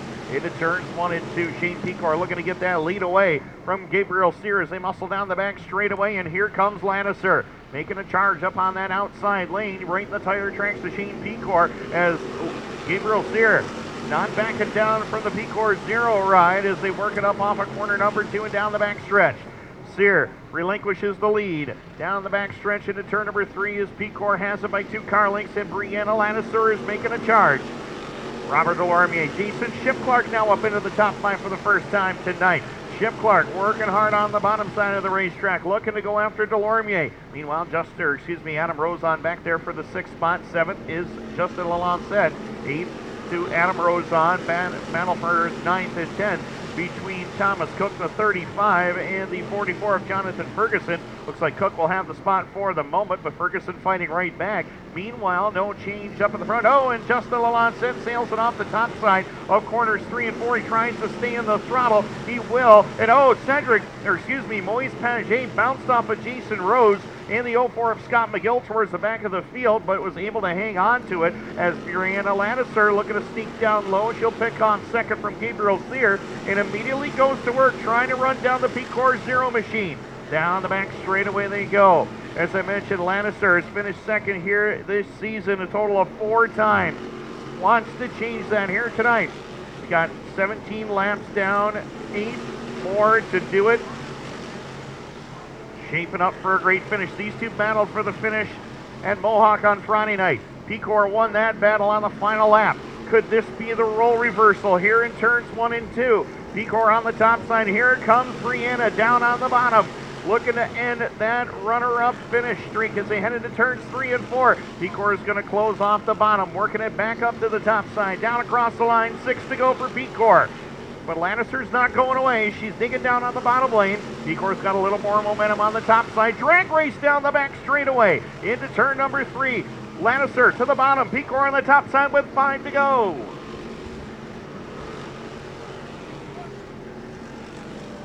Lattiser down to the inside. Pecor hanging on it with lap car of Kirkland. Might come into play. Lattiser stays on the bottom. Pecor slides up just a little bit. Brianna Lattiser down on the bottom takes over the lead. Kirkland, a lap car coming between Pecor and Lattiser, and we've still got 4 to go. Brianna Lattiser pulling away down the backstretch. Pecor trying to keep it close through 3 and 4. Brianna Lattiser now down past the flag stand. 3 to go here in the next level home improvement feature. Willis almost sideways in front of the leaders, able to hang on to it. Now some lap traffic again might come into play. This time by the flag stand. Brianna Lattiser will be shown 2 laps to go. Lattiser down on the bottom. Pecor right there behind her, about 2 to 3 car lengths back. Pecor slips up a little bit coming out of turn 2. Brianna Lattiser down on the bottom, just trying to stay in front of Pecor. Lap traffic might come into play. White flag on the field. Now Lattiser down the bottom again. Draper in the middle. Brianna Lattiser's got some lap cars between herself and Pecor. It's going to be a role reversal here at Cornwall as Lattiser takes the feature win. Pecor will finish second. Gabriel Lalonde Sear will finish third. Robert Delorme 4th. And Jason Shipclark started in position 13. Will round out in the top 5. What a run by Brianna Lattiser. And Timmy, you said they did the opposite at Mohawk on Friday night. Yep. Brianna Lattiser with a little bit of revenge coming back, taking it away from Pecor here. That is exactly what happened, and lap traffic came into play there. Dylan Kirkland was holding his line up on the top side. Unfortunately for Pecor, it was the line that he was using, and that is what happens. Nothing he could do about that. And Pecor tried to run that middle groove, but it was just enough. He had to take a little bit off of it, and what a run by Brianna Lattiser. Second win of the year overall. She won a race at Mohawk earlier this year. Started 11th, Tim. Yeah, not bad, right? Good drive through the field. Started about middle of the pack and drove herself right up and into victory lane.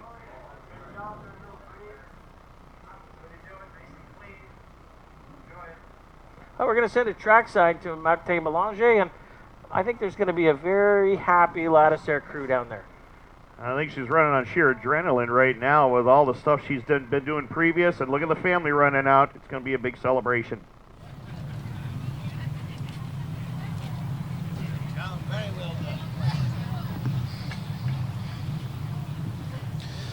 She's been running strong with us this season here.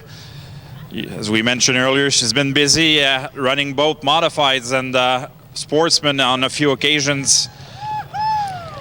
Crew Chief Chris holding the checker flag here.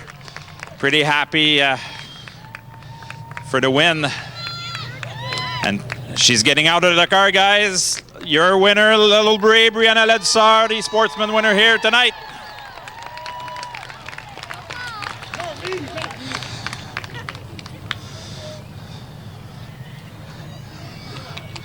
Getting congratulations from her mom.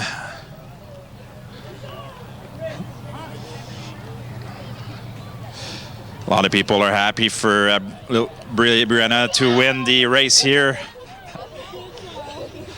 First of all, congratulations. Can we say finally? Finally, we did it. After Friday, having the lead and getting past last lap and then having the win here, it feels amazing. Especially beating Shane Pecor, the guy to beat here in this season, especially with 8 wins, being able to use the inside lane and pass him. You had a rocket tonight. My car was amazing all day. Thank you for my team for having this, for finishing second against Pecor all year and finally winning. It feels phenomenal. Anyone you would like to thank? I know you have a big supporting crew with you here tonight. I want to say happy birthday to my mama first. I want to thank everyone for helping out. My cousin Nat coming out, Crystal coming out, Chris Hearn, everyone that helps out with this team. We all did it together. So congratulations on your win and here to celebrate with your team. So again, a big congratulations to Brianna Ledsar, your feature winner here tonight in the Sportsman. So I'll be sending it back to you guys for the final feature of the evening, the Alexandria Omardware Pro Stocks.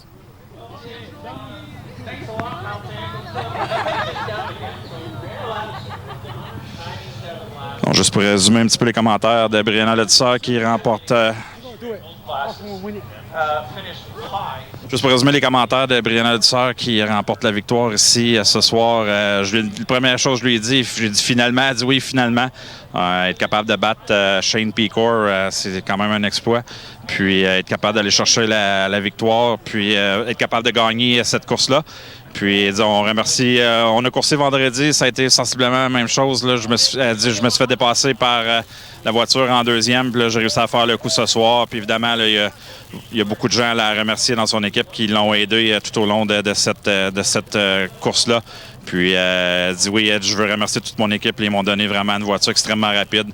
Puis ça a été vraiment un beau week-end jusqu'ici, pouvoir gagner ce soir, puis en plus de terminer deuxième. Puis évidemment, elle a souhaité la fête à sa mère qui est située à la droite d'elle, donc qui remporte une belle victoire ce soir. Donc Brianna Ledsar, sa première victoire de la saison ici du côté de Cornwall.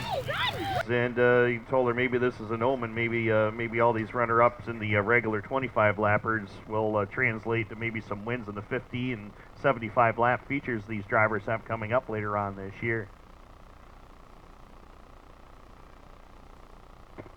Alexandria Home Hardware Pro Stocks ready to do battle next for 25 laps, and Kevin Fennerly will go away from the point in the 57 with the 11 of David Sagan. Inside row number 2, the 88 of C.D. Beauchamp with the 6 of Stefan Lebrun. Mark Lalonde in the number 8 goes from 5th starting spot with the 47 of Dave Bissonnette starting in the 6th. 7th starter Burton Ward in the 28 with the 9 of Eric Jean-Louis. 4 of Rocco Band and the 41 of Michael Blay will round out your 10-car field. Ready to do battle for 25 laps.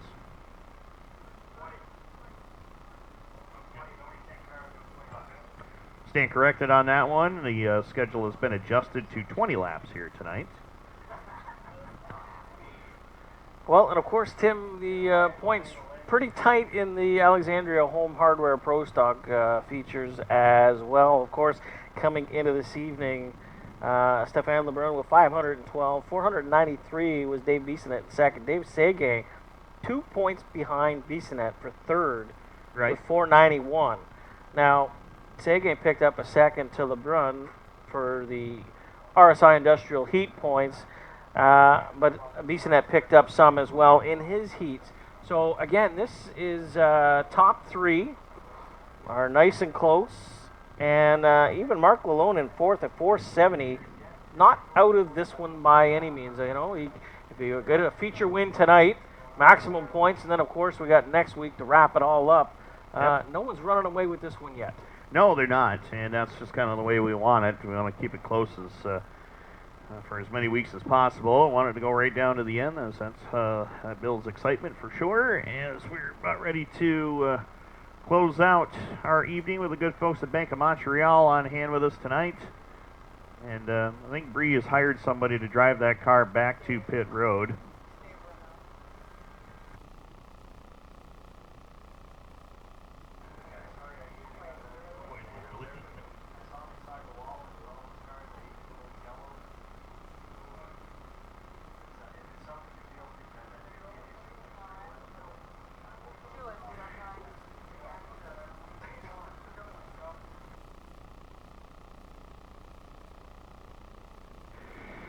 So the final event of the night is ready to go.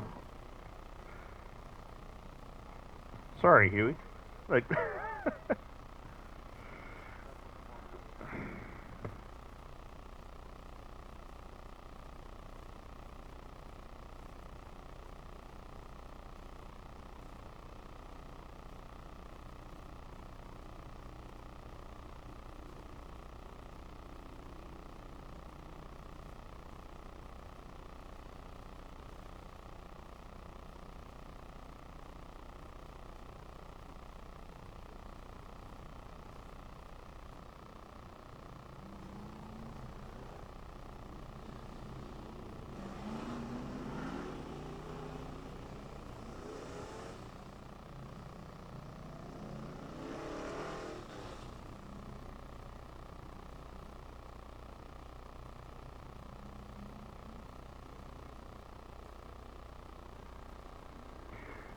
and we're set to go. 20 laps is the distance tonight. And Kevin Federley Jr. looking to turn his season around. It has been a big-time struggle for the man out of Massena, New York. But he will try to get it done here tonight. David Seguin, he's looking for win number 2 on the year. C.D. Beauchamp hasn't run regular with us, but he has the most wins, 3 features in 2019. He's actually won his last 3 starts with us. So C.D. Beauchamp, as far as his own personal record, he's looking for his 4th straight win in his 4th consecutive start. So we'll see how they shape up here. 20 laps. Alexandria Home Hardware Pro Stocks are underway. Down into 1 and 2 they go. First trip through as David Seguin takes the lead on the top side. C.D. Beauchamp sneaks by for second. Federley drop kick back to third already as they exit turns 3 and 4. Look out, we got 2 cars around. Eric Jean-Louis, Burton Ward, Mike Blay had to go around the top side to avoid everybody. Yellow flag is on track.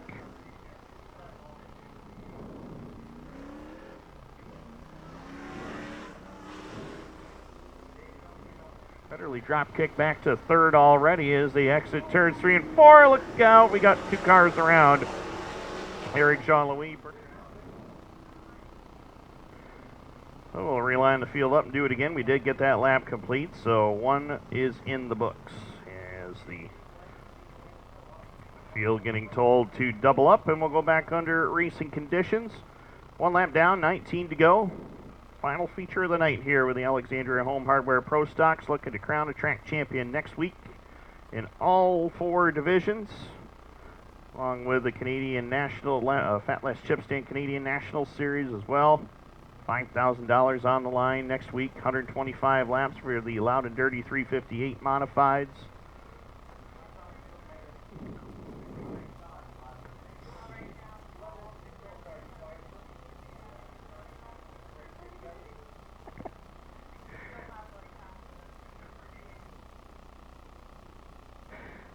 And, of course, Seaway GM will be on hand with us as title sponsor. It's always a blast when Seaway GM is in the house. We're back underway. As they make their way into turns 1 and 2, David Sagan had the lead, but here comes C.D. Beauchamp up on the top side of the racetrack into turns 3 and 4 as David Sagan leads the way down in front. Crossing the line, car length lead over Beauchamp into turns 1 and 2. CD, as I mentioned, has won his last 3 starts here at the Speedway. Would like to get his 4th, but right now Stefan Lebrun digging down on the low lane, nearly making contact with Beauchamp coming off the turn. Federley back there in spot number 4, and he has got some problems with the hood on that race car. It is starting to come up. We've seen this before. This is the way Kevin Federley's season has gone. Little things like this happening, and right now he's just trying to hold on, and that hood will come up here very shortly as the 47 of Dave Bissonette trying to slide by on the bottom. They make a little contact in turns 1 and 2. Bissonette opens the door, drives on through, picks up the number 4 spot with Rock Oban and Mark Lalone looking to move through as they bring it down across the line. His time by 5 down. 15 to go. David Sagan, the race leader. Here comes Stefan Lebrun trying to chase after the leader down the backstretch as the C.D. Beauchamp 88 ride. Kick back to 3rd here, bringing it down off the turn. Top 3 breaking away from everybody into turns 1 and 2. 47 to Dave Bissonette. The 57 of Federley still continues to round out the top 5 with the 8 of Mark Lalone holding on to 6th. Then it's Rocco Ban in 7th. 8th is Mike Blay. 9th to Burton Ward, and Eric Jean-Louis completes the field in 10th. 7 are down. The battle is on now for the race leader. Comes Stefan Lebrun on the high side. He has not won since May 26th. That was week number 2, and he's trying to get his 3rd of the season. But right now, David Sagan is in a bid for win number 2. C.D. Beauchamp wants win number 4 of the year. Bringing it through turns 1 and 2. Here comes Lebrun up on that outside lane. The point leader coming into tonight alongside of David Sagan into turns 3 and 4. Drag race down to the line. It's pretty well even at the stripe. David Sagan will lead that lap by mere inches into turn number 1, but Lebrun's got a little better car up on the high side. He'll grab the lead going down the backstretch. 10 will be complete this time by. It's a great 3-car battle for the win with Lebrun in control. Well, 3 cars have broke away from the rest of the field, and they're battling it for the lead. Lebrun would like to take this one here, get maximum points, and try to wrap up a championship going into next week if he can, but Sagan tight in the points as well. Beauchamp right there as well in the 88. With 9 laps to go in this one, the Alexandria Home Hardware Pro Stock feature. Now, Stefan Lebrun won a couple early on, has not won since then.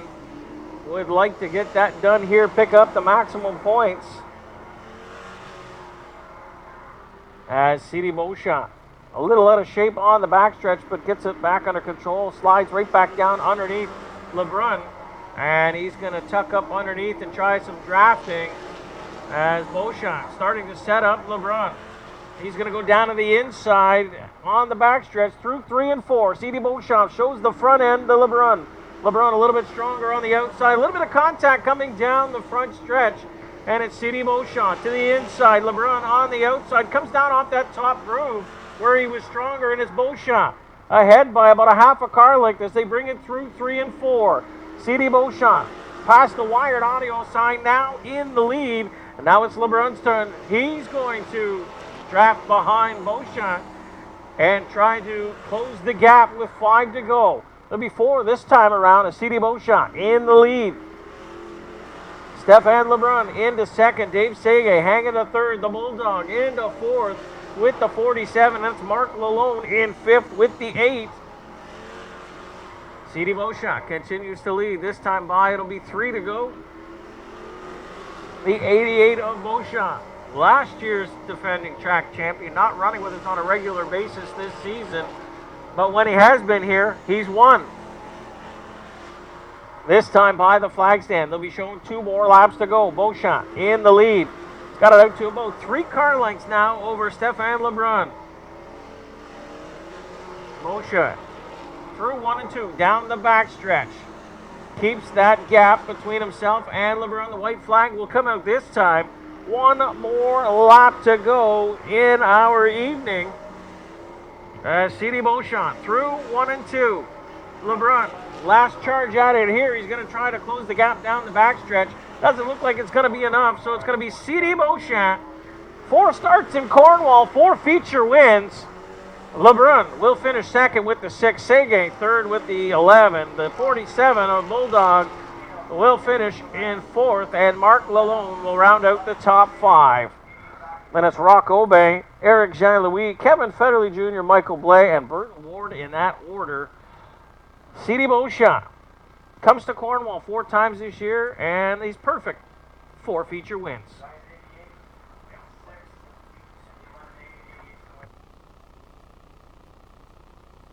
Yeah, his last 4 tries here, it has been absolutely perfect. 4 wins, and not much, you can't do much better than that, that's for sure.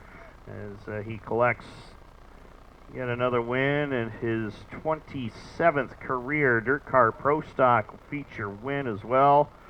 It's been on a roll. 8th win overall this season also. Yes, he's been going to a lot of different tracks, of course, following the Dirt Series and doing quite well on that. Yep. After his exciting win last fall to cap the 2018 season.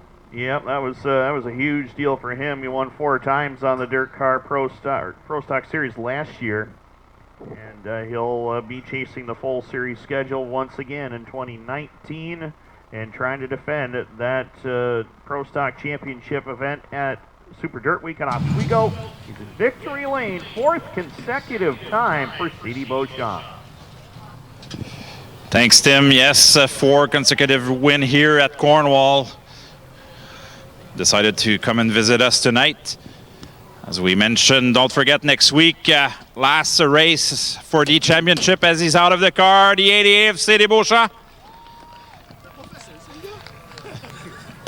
CD, on une statistique intéressante, 4 visites et 4 victoires de suite ici à Cornwall.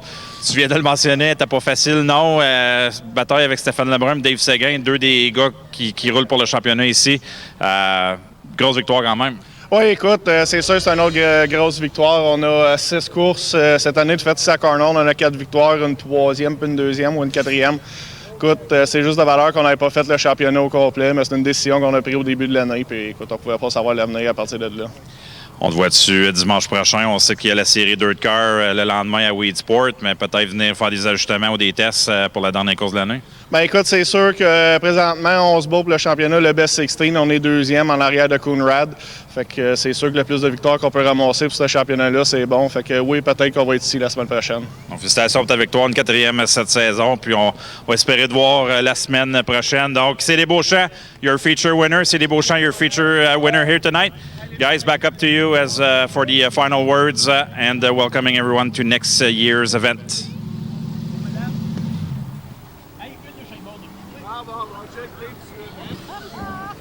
Donc, c'est ce qui complète l'événement de la soirée ici du côté de Cornwall Motor Speedway. On se donne évidemment la semaine prochaine. On voit les C.D. Beauchamp qui viennent remporter la victoire. Puis, on se donne rendez-vous la semaine prochaine, évidemment, pour la dernière. Ça sera fin de semaine de championnat un peu partout. 360 litres sera du côté de Granby. Vendredi à l'Autodrome Granby pour championnat de fin de saison. On couronnera les champions là-bas. Puis du côté de Cornwall, évidemment, dimanche prochain également, on va couronner nos champions ici pour toutes les 4 classes régulières du côté de Cornwall. Donc, on verra ce que ça va donner au cours de la semaine prochaine. Donc, on vous invite à nous suivre tout au long de la semaine sur 360nitro.tv alors qu'on aura toutes les nouvelles pour ce qui s'en vient au cours du prochain week-end et des semaines à venir. Et puis, on se donne rendez-vous, évidemment, à l'Autodrome Granby vendredi et du côté de Cornwall ici dimanche prochain. Alors qu'on sera en direct pour cette dernière épreuve au championnat. Donc, 360nitro.tv, tu ne veux pas manquer ça.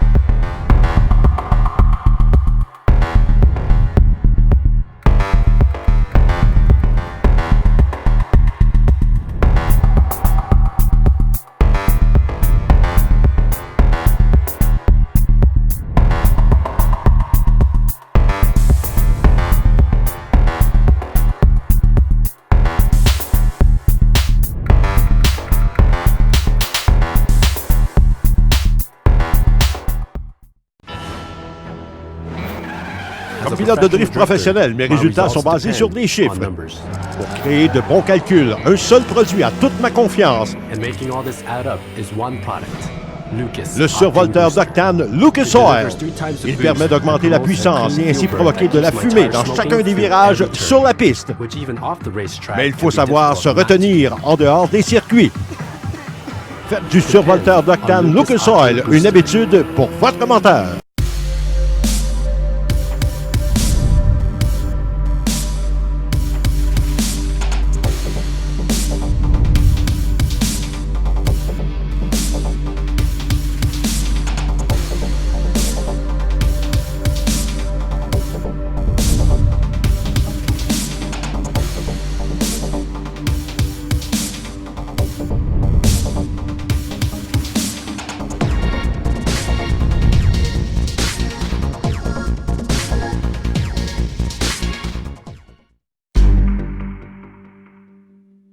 Actuellement, Lou est contrarié.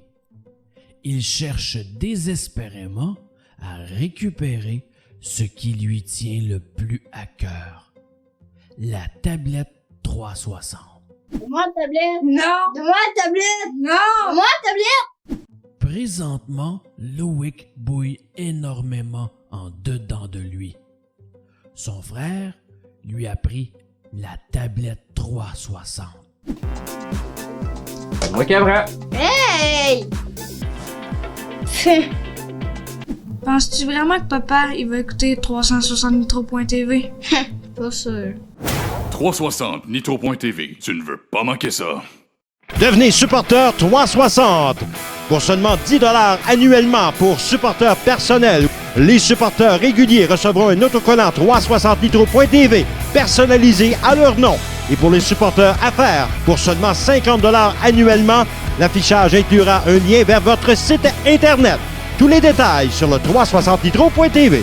Allez, fais comme moi, deviens supporter 360. Allez vite, fais comme moi, deviens supporter 360. Si elle est capable, vous autres aussi.